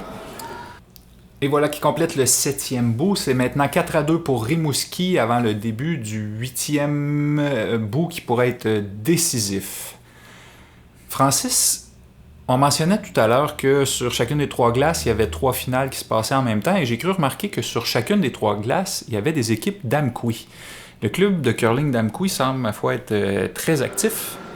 Oui, on est très bien représenté au niveau régional et même au niveau provincial aussi, au niveau des compétiteurs. Habituellement, on se visite beaucoup entre clubs. Il y a beaucoup de tournois compétitifs dans le nord du Nouveau-Brunswick, au niveau de la Côte-Nord aussi, Bécomo, Sept-Îles, et pour le Nouveau-Brunswick, Campbellton, Beresford, Tracadie. Il y a beaucoup de clubs de curling je dirais dans un rayon de 100 km. Et puis, on a des équipes ici qui sont très compétitives, qui sont de bonnes équipes sportives, qui jouent un bon calibre de jeu. Et on le voit là, pour la finale, sur chacune des glaces, il y a une équipe d'Amqui, donc on est très bien représenté. Et il faut dire qu'il y a également de très très bonnes équipes qui présentement sont pas là, mais qui sont également aussi compétitives que les équipes que l'on voit sur la glace. On est très bien représenté partout au Québec pour notre tournoi, mais pour tous les tournois que je viens de mentionner, on est tout le temps assez bien représenté. Les gens se déplacent. Et puis, il y a beaucoup de plaisir. On connaît beaucoup de monde maintenant partout au Québec. Et puis, les gens se plaisent à venir nous visiter également. On a une belle enceinte, un beau club. On a de bons équipements. Puis, ça fonctionne très bien. On forme il y a beaucoup de formation qui se fait au niveau des adultes, c'est certain, au niveau des jeunes des écoles aussi. Donc, on a des groupes même qui viennent de l'extérieur de notre MRC parce qu'on a un club de curling. Cette année, on a initié des jeunes d'une école primaire de Matane. On en a d'un peu partout aussi, des jeunes. On a des écoles primaires ici, on a l'école Caron, l'école Sainte-Ursule. On a différents groupes qui viennent nous visiter. On a des jeunes des écoles secondaires aussi. Donc, c'est toujours un plaisir d'initier ces jeunes-là parce que ça l'éveille en eux un sport qui mérite d'être connu et puis où les valeurs qui y sont véhiculées sont bonnes aussi. Donc, les jeunes aiment ça, les enseignants aiment ça. On a de bons commentaires de la part des enseignants, des directeurs d'école qui découvrent le curling. Tout ce monde-là découvre le curling. Donc, on a un club en santé. On a beaucoup d'utilisateurs, entre 4 et 5 000 utilisateurs durant notre saison. Donc, on tient des statistiques depuis 15 ans et ça dément pas. C'est habituellement entre 4 000 et 5 000 utilisateurs annuellement.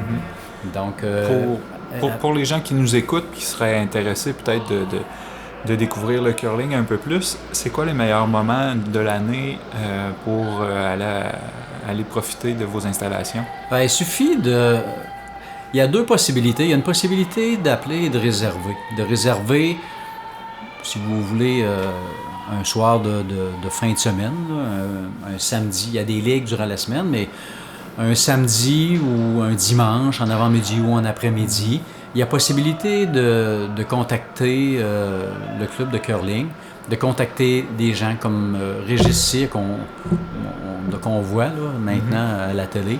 Régis Cyr est le président, donc c'est un bon bénévole. Puis il y a également une équipe de bénévoles qui se charge de former les gens. On peut réserver en appelant ces gens-là. Les numéros sont dans l'annuaire. On réserve et ça fait toujours un plaisir de les initier puis de leur faire connaître notre sport. Ça, c'est pour les réservations. Si vous êtes un petit groupe, vous pouvez être 4, vous pouvez être 2, on vous initie pareil. Vous pouvez être un plus gros groupe aussi. Il y a également, à chaque début d'année, il y a 2 semaines de porte ouverte. C'est toujours à partir de l'Action de grâce et les 2 semaines qui suivent. C'est gratuit. Il y a des gens sur place qui vous accueillent, qui vous expliquent le sport, qui vont avec vous sur les glaces, qui vous fournissent les équipements. Et puis, si vous êtes intéressé, vous pouvez donner votre nom. On vous intègre en tant que débutant. On vous intègre dans des ligues déjà établies. Et puis, c'est facile de s'intégrer. C'est facile de découvrir ce sport-là. C'est facile d'y jouer aussi. Et évidemment qu'on n'est pas capitaine la première année, mais l'intérêt grandit durant l'année. On s'intéresse à la stratégie, on s'intéresse à la vitesse de la glace, aux effets de courbe, aux angles qu'on doit donner au niveau de nos lancers pour réussir des doubles ou des triples sorties. Il y a beaucoup de choses au curling qu'on apprend. Les gens qui sont là sont très généreux de leurs commentaires et de leur temps. Donc, c'est pas gênant là, que d'appeler au curling. C'est pas un club fermé. Là. S'il y a des gens qui pensent ça, c'est pas vrai. Là. C'est pas un club fermé. Ça peut pas être plus ouvert que ça, comme club. OK? Donc, c'est certain que c'est pas ouvert à journée longue, mais ouvert dans le sens d'attitude, d'esprit. Donc, les gens ont l'esprit ouvert. Vous êtes les bienvenus. Ça nous fait plaisir. Il y a une ligue le mardi après-midi. C'est une ligue où on va puis on joue. On n'a pas à peine de réserver. Vous allez là, vous jouez puis vous êtes bien accueillis. Les jeudis après-midi, il y a un genre de ligue 2 contre 2, mais c'est pas des ligues formées où on tient des résultats, des scores, puis un classement. On accueille les gens, on leur explique le jeu, on s'amuse avec eux autres, on les intègre, on les initie, on les intègre. Puis c'est un sport social. Ça se joue sur la glace, mais ça se joue en dehors des glaces aussi. Donc ça passe bien l'hiver. On voit l'enceinte, c'est une enceinte qui est bien éclairée, qui est bien entretenue. Puis qu'il pleuve, qu'il neige, qu'il vente ou qu'il fasse n'importe quoi à l'extérieur, les gens jouent, puis 2 heures, 2 heures et demie, c'est vite passé. Donc c'est un bel endroit là, pour occuper son temps l'hiver. Là. Pour ceux qui trouvent l'hiver long, là, ben nous, on le trouve jamais long, on le trouve toujours trop court. La fin de la saison, c'est toujours trop tard, puis c'est-à-dire la fin de la saison, c'est toujours trop tôt, puis le début de la saison, c'est toujours trop tard. Ouais. Donc, ça vaut la peine de l'essayer. Ça va au-delà du balayage, là, parce qu'on a beaucoup de moqueries au niveau du balayage, mais vous allez voir que c'est différent du balayage de la maison. C'est plus sportif un peu. Ah ouais, c'est plus cardio. C'est plus cardio un petit peu. Puis si vous avez remarqué, il y a moins de fauteuils alentour où on peut s'asseoir pour se reposer. Là. Fait que, chacun y met son intensité. Il y a des gens qui ont une limitation des fois au niveau du dos, des genoux et tout ça. Il n'y a aucun problème. Le sport, c'est bien évolué, c'est bien adapté à la condition physique des gens. Donc, c'est pas parce qu'on a mal aux genoux qu'il faut s'empêcher de jouer au curling. Aujourd'hui, dans le monde d'aujourd'hui, avec les équipements qu'il y a, on les a tous au club, là, ça n'a aucun rapport. Vous pouvez venir, vous pouvez lancer avec une tige, vous n'avez pas besoin de vous plier, vous n'avez pas besoin vous n'aurez pas mal aux genoux, vous n'aurez pas mal au dos, puis vous allez avoir du plaisir comme les autres. Fait que vous êtes tout le monde, les gens sont bienvenus, ça vaut la peine de réserver. Puis ça coûte rien, là. Ça coûte presque rien jouer au curling, là. Fait que ça vaut la peine de venir essayer. Puis après ça, ben si vous aimez, vous aimez. La température, on le sait, c'est de la glace, là. Tout ce qu'on voit, c'est sur la glace, qui demande beaucoup de soins. Donc, on y met les soins pour l'entretenir, cette glace-là. Et les équipements, c'est gratuit. On les fournit gratuitement. Ça fait que vous fassiez une location, que vous vouliez vous intégrer dans des ligues, les équipements, ça ne coûte rien. Plus tard, quand on s'habitue, on aime avoir sa propre brosse. On aime avoir ses propres souliers, mais c'est pas obligatoire. Il y a tout ce qu'il faut là déjà, puis on le passe. Donc, on est rendu au 8e bout. Le 8e bout avance, évidemment. On est rendu aux pierres de 2e. On se souvient que l'équipe de Régis Cyr d'Amqui tire de l'arrière par 2 points. On a les pierres bleues. Ici, c'est un lancer avec comme objectif de sortir la pierre jaune. Et j'ai cru remarquer, pendant qu'on discutait, la première pierre de ce bout-là, la pierre lancée par l'équipe de Rimouski, a tout simplement traversé la maison. Est-ce que c'est une stratégie pour peut-être forcer l'autre équipe de jouer défensif? Pour quelle raison est-ce qu'on voudrait volontairement manquer une pierre comme ça? C'est un bon commentaire. C'est un bon commentaire. Lorsqu'on est rendu au dernier bout, et puis qu'on a l'avance de 2 points, ce qu'on veut pas, c'est qu'il y ait beaucoup de pierres en jeu. Parce qu'à ce moment-là, ça va jouer à l'avantage de l'équipe qui veut faire beaucoup de points. Donc, moins qu'il y a de pierres dans la maison, plus c'est facile de contrôler cet aspect-là du jeu. Que de donner, avec une avance de 2 points, si on donne 1 point à l'adversaire au dernier bout, parce qu'on a nettoyé le devant puis on laisse peu de pierres en jeu, stratégiquement, c'est la bonne stratégie à adopter, effectivement. Donc, c'est la stratégie que le skip Tardy a pris pour le déroulement du 8e bout. Il n'y a pas l'avantage de la dernière pierre. L'avantage est à l'équipe Cyr. Et à l'heure actuelle, on voit que c'est une pierre jaune, c'est une pierre de l'équipe de Rimouski. Donc, ce qu'on a avantage à faire pour l'équipe Cyr, c'est de venir se positionner juste en avant de la pierre jaune. Et c'est ce qu'on essaie de faire avec le premier lancer du 3e joueur, Laurent Hollé. La pierre semble courber un petit peu trop. Et à voir la réaction du capitaine aussi, là, je pense que ça a courbé un petit peu trop. Mais ça l'a quand même... C'est pas nécessairement mauvais dans le sens qu'on l'a dégagé, la pierre jaune. Oui, puis on a encore 2 pierres bleues en jeu. Oui, exactement. Donc, on voit la stratégie du capitaine Tardy, là, c'est de laisser le moins de pierres possible dans la maison. Donc, lui, il aura avantage. Ce qui a avantage, c'est de sortir cette pierre-là. Donc, son 3e joueur, Alain Leblanc, va effectuer son premier lancer. On lui demande de sortir la pierre bleue en avant des cercles. Et ils vont probablement tenter une double sortie, comme ça a été le cas un peu plus tôt dans ce bout-là. Ce serait l'idéal, effectivement, pour plus avoir de pierres bleues dans la maison qui peuvent donner des points à l'adversaire. On parlait de faire du ménage tout à l'heure, de balayer. Tant qu'à faire le ménage, on fait le grand ménage. c'est ça. Donc, on semble en désaccord entre le 3e, Alain Leblond et Tardy. On finit par s'entendre. On effectue la sortie. Donc, Alain Leblond s'apprête à lancer, à faire effectuer son premier lancer.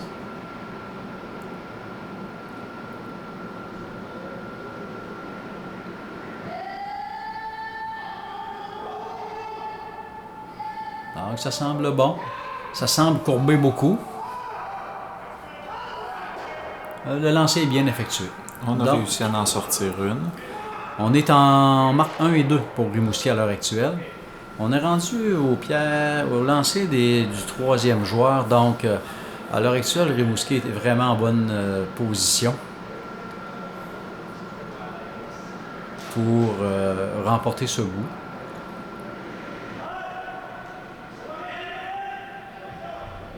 On demande au 3e, le capitaine Cyr demande à son 3e, Laurent Hollé, de sortir la pierre jaune qui est en arrière de la ligne de T et de glisser un petit peu vers la gauche pour aller se cacher en arrière de la pierre jaune. On vient de voir ici que le dernier lancer de l'équipe de Rimouski pour sortir la pierre bleue, c'est bien effectué.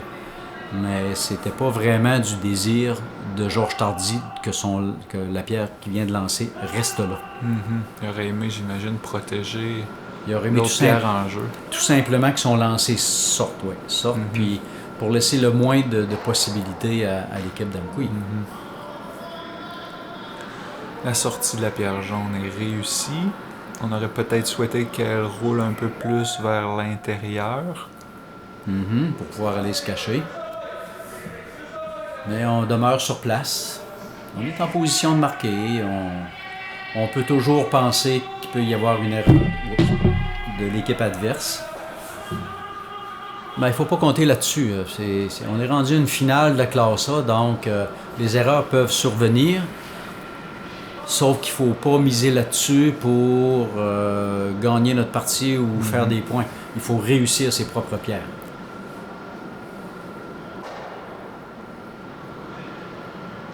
Donc, le premier lancer de Georges Tardy. On brosse avec vigueur, probablement parce que la pierre courbe beaucoup. Non, on est en confiance. Et c'est une belle pierre lancée de la part de Tardy, qui roule peut-être un petit peu trop et sa pierre est visible par le centre. Donc, on a deux possibilités ici pour l'équipe Cyr de jouer un placement pour s'arrêter juste en avant de la pierre jaune. Et on semble indiquer effectivement que c'est ce qu'on va faire comme jeu. Oui, c'est ce qu'on va faire comme jeu. On veut lancer un placement pour s'arrêter juste en avant de la pierre jaune. Il faut se souvenir qu'il reste 2 pierres à lancer pour l'équipe d'Amqui et il faut faire au minimum 2 points pour égaliser. Absolument. Donc, on n'a pas avantage à sortir cette pierre jaune-là, puisqu'elle est située en arrière de la ligne du centre, en arrière de la ligne de T.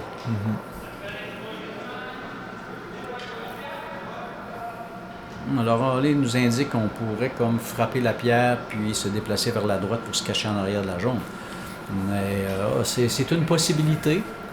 C'est une possibilité qui existe. On peut faire ce jeu-là ou le premier jeu choisi par Régis Cyr. On verra après le déroulement. La pierre est lancée, on s'active au brossage. Pour l'instant, ça a l'air bon. On laisse aller.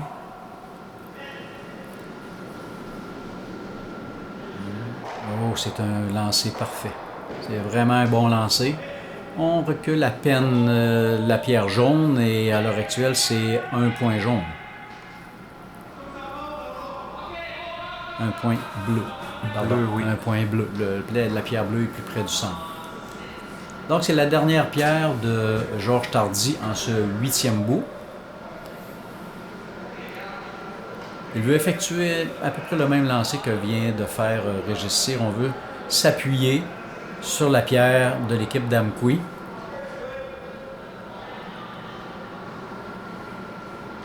Pour limiter les dommages à 1.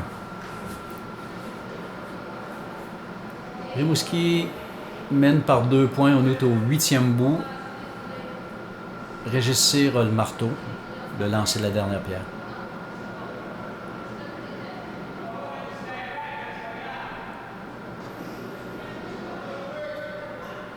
Tardy s'élance pour son dernier lancer.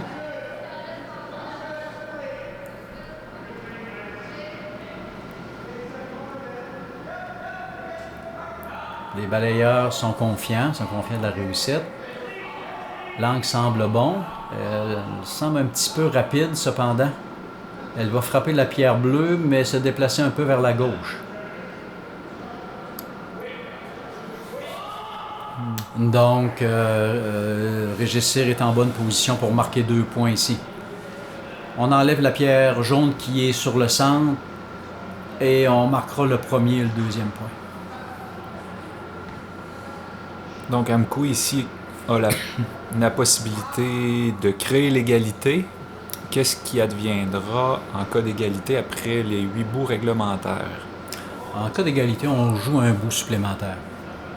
On joue un bout supplémentaire et puis l'équipe qui n'avait pas l'avantage de la dernière pierre à ce moment-là aura l'avantage de la dernière pierre au bout supplémentaire. C'est donc dire que si Régis Cyr réussit ici son lancer, il crée l'égalité, l'équipe de Georges Tardy aura l'avantage de la dernière pierre au bout supplémentaire.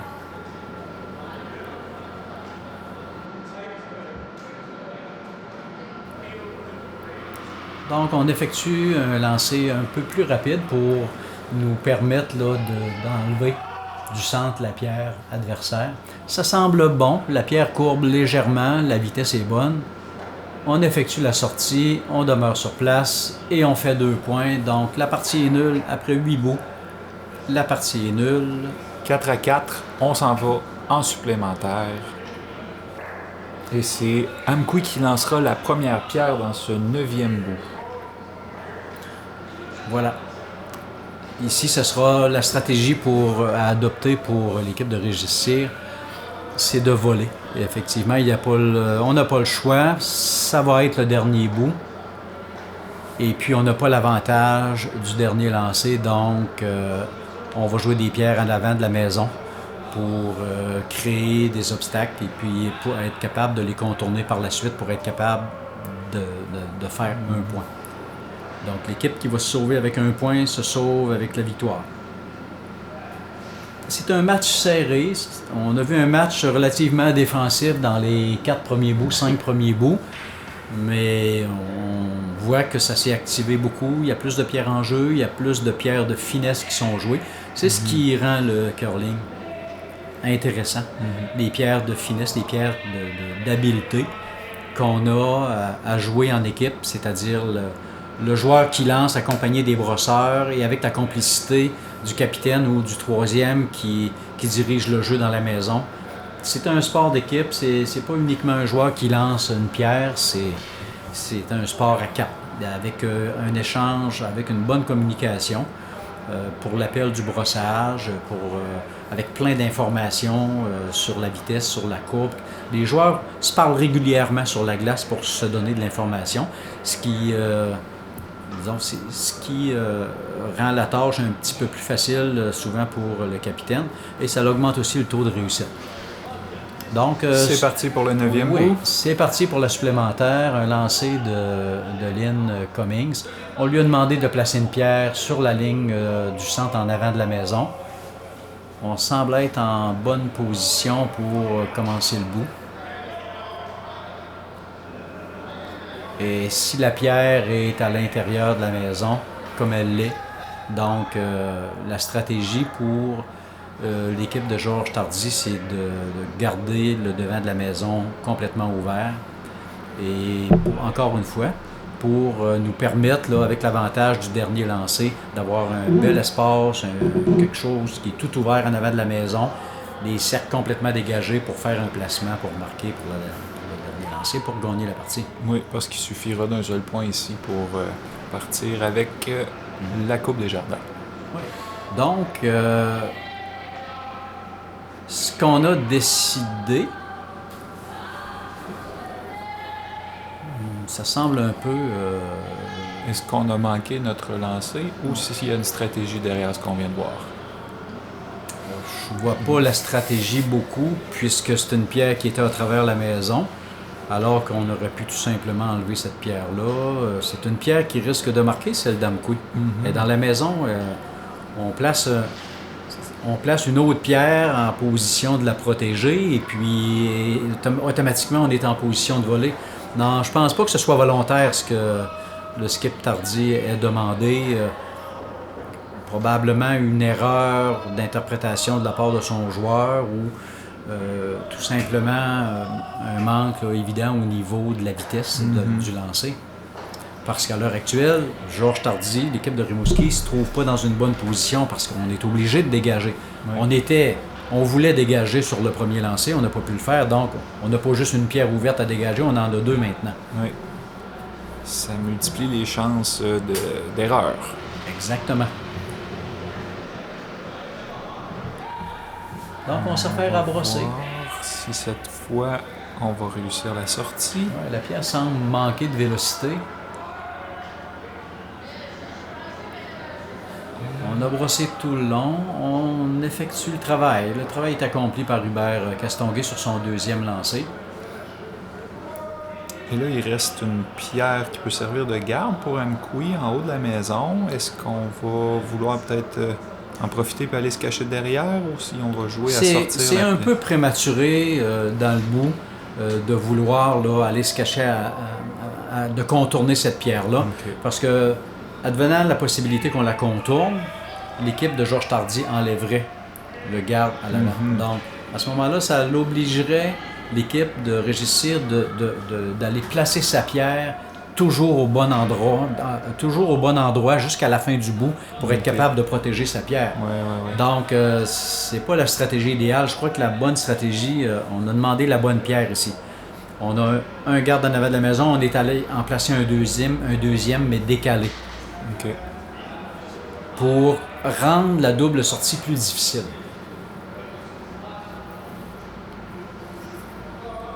Donc, on s'élance pour effectuer une double sortie sur les 2 pierres à l'avant, à angle, et aussi éliminer la pierre qu'on lance. Pour Rimouski, on est quand même en bonne position puisqu'on a l'avantage de la dernière pierre et on a déjà une pierre dans la maison. Donc, on n'a plus besoin d'aucune pierre. On n'a plus besoin d'aucun point. On a notre point. Donc, on va s'efforcer de libérer le devant en essayant d'enlever toutes les pierres que l'équipe Cyr pourrait mettre là, comme garde en avant de la maison.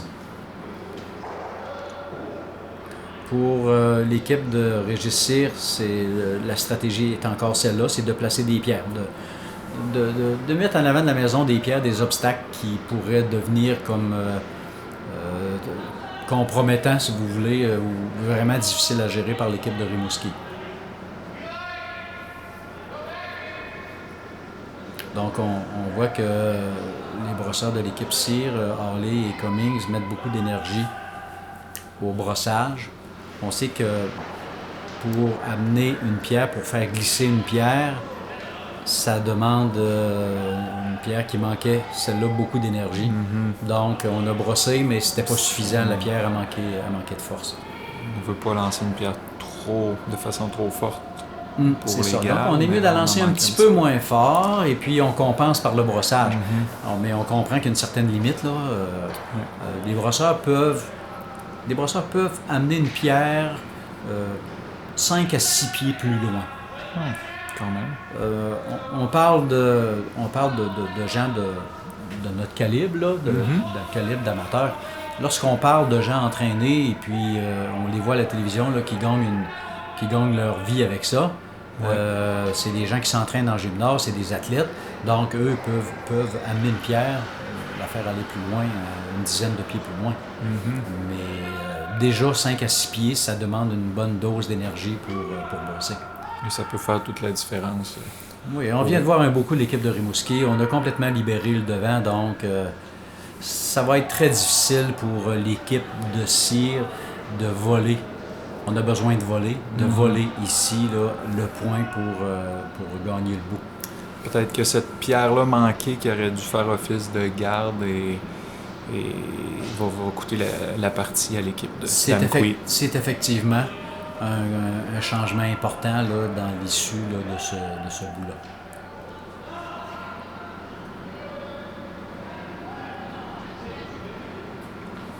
Donc, on a réussi à placer une pierre en avant de la maison qui est stratégiquement importante puisque ça peut être compromettant, ça peut être difficile pour l'équipe de Rimouski de jouer sur cette pierre-là parce qu'on peut la pousser sur sa propre pierre.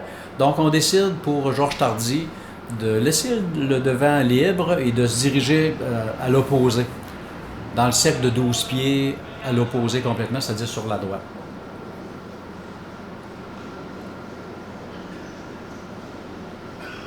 Donc, la vitesse semble bonne. On s'active du côté de Saint-Laurent-Castonguay à brosser. On a besoin d'un petit peu d'aide puisque ça semble manquer de vitesse. On verra bientôt si on est capable de l'amener jusque dans la maison. On y met beaucoup d'intensité et oui, on réussit à l'amener dans les cercles de 12 pieds. Donc, Tardy est en bonne position à l'heure actuelle, puisqu'il marque 1 et 2, mais on le sait, on a besoin seulement d'un point pour gagner la partie. Et si on remarque qu'il n'y a aucune pierre en avant de la maison, au centre, dans le corridor du centre, qui nous empêcherait ou qui nous amènerait à être capable de voler un point, de voler le bout. C'est ce qu'on demande à Laurent Harley à l'heure actuelle, de placer une pierre en avant de la maison pour être capable de la contourner ou de se diriger le plus près du centre possible, d'aller se cacher. Il n'y aura pas d'hésitation, je crois, de la part de Georges Tardy. On va tout simplement enlever cette pierre-là. Ce qui est important, même si on joue sur la bleue, même si elle allait frapper une jaune, c'est pas vraiment important. Ce qui est important, c'est de dégager, pour lui, c'est de dégager le devant de la maison pour profiter de l'avantage de sa dernière pierre. Pour pouvoir éventuellement dégager une pierre d'Amkoui qui pourrait marquer un point. Lorsqu'on est rendu à ce niveau-là, comme capitaine, Georges Tardy, c'est un très bon joueur de curling. Lorsqu'on est rendu à ce niveau-là et que le devant de la maison est complètement libéré, on est en supplémentaire, on est dans les conditions où il se retrouve à l'heure actuelle, avec les bons brosseurs, c'est presque assuré qu'on va être capable de placer une pierre dans les cercles. Ouais, c'est ce qu'on voit. On enlève la pierre, on libère le devant. Et voilà. Et voilà, c'est un coup qui est très très bien réussi. Donc il reste maintenant seulement que les 4 pierres des capitaines à lancer, en commençant par Régis Cyr d'Amkoui. À quoi on peut s'attendre de la part d'Amkoui au niveau de la stratégie pour ces 2 dernières pierres-là? On peut s'attendre sur la première pierre à ce qu'on mette un garde encore sur le centre. Parce qu'aller placer une pierre au centre de la maison, il n'y aura aucune hésitation de la part du capitaine de Rimouski. On va la sortir, donc c'est pas avantageux. Régis Cyr n'a pas l'avantage de la dernière pierre, donc il faut absolument qu'il y ait une pierre en avant de la maison pour espérer aller contourner et voler le point. Puis, de la façon dont les pierres sont dans la maison, les pierres jaunes, on aurait peut-être pu contourner une de ces pierres-là si elle avait été plus près du centre. Mais ce serait difficile de la contourner puis rester... c'est une pierre un petit peu courte, donc... Malheureusement. Oui, malheureusement. Donc ça laisse beaucoup de latitude pour le capitaine Tardy maintenant, qui a 2 pierres encore à lancer.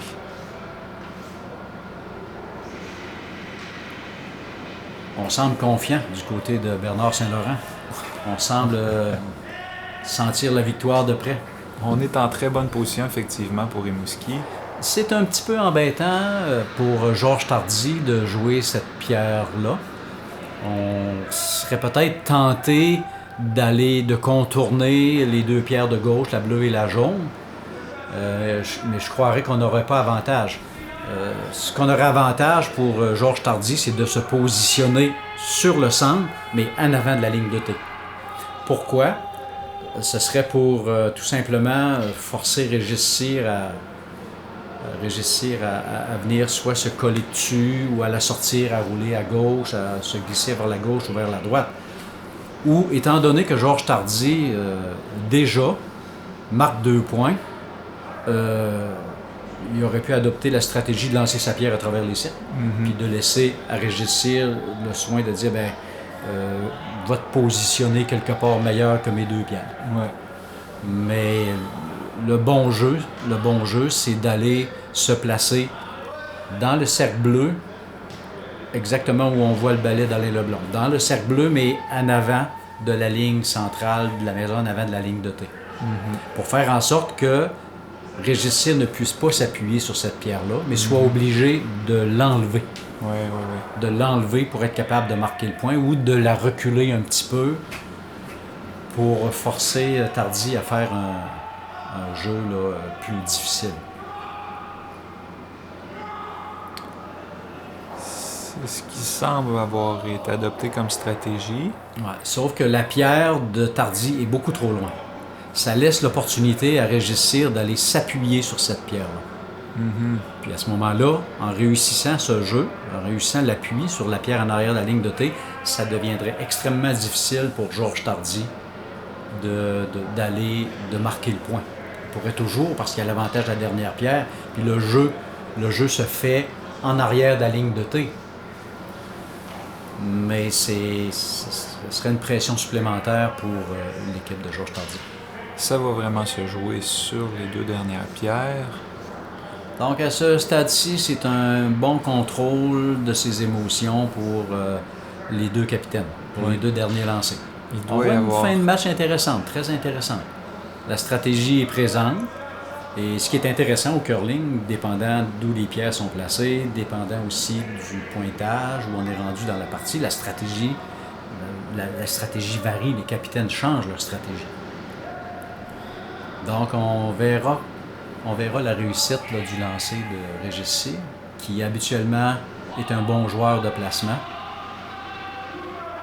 On brosse activement pour les joueurs. La ligne de lancer semble bonne. Tout ce qui reste à vérifier, c'est la force qui semble pas être au rendez-vous.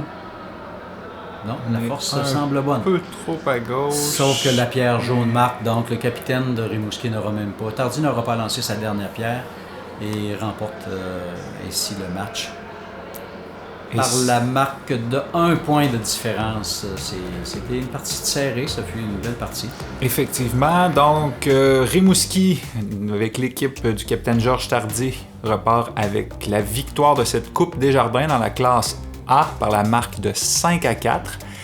Et c'est ainsi que se complète la présentation d'aujourd'hui. En terminant, j'inviterai les gens à peut-être aller visiter le centre de curling qui est situé au carrefour sportif de la ville d'Amqui, tout juste à côté de la piscine pour les habitués. Et je vais terminer en vous remerciant, M. Francis Damour, d'être venu nous faire découvrir ce sport un peu méconnu peut-être dans certaines régions du Québec. Et on a la chance ici à Amqui d'avoir un centre de curling qui est, ma foi, très vivant, très actif, très accessible également. C'est une belle activité. Il ne reste à vous que de venir l'essayer. Vous êtes les bienvenus. Merci beaucoup et bonne fin de journée à tous. Un plaisir.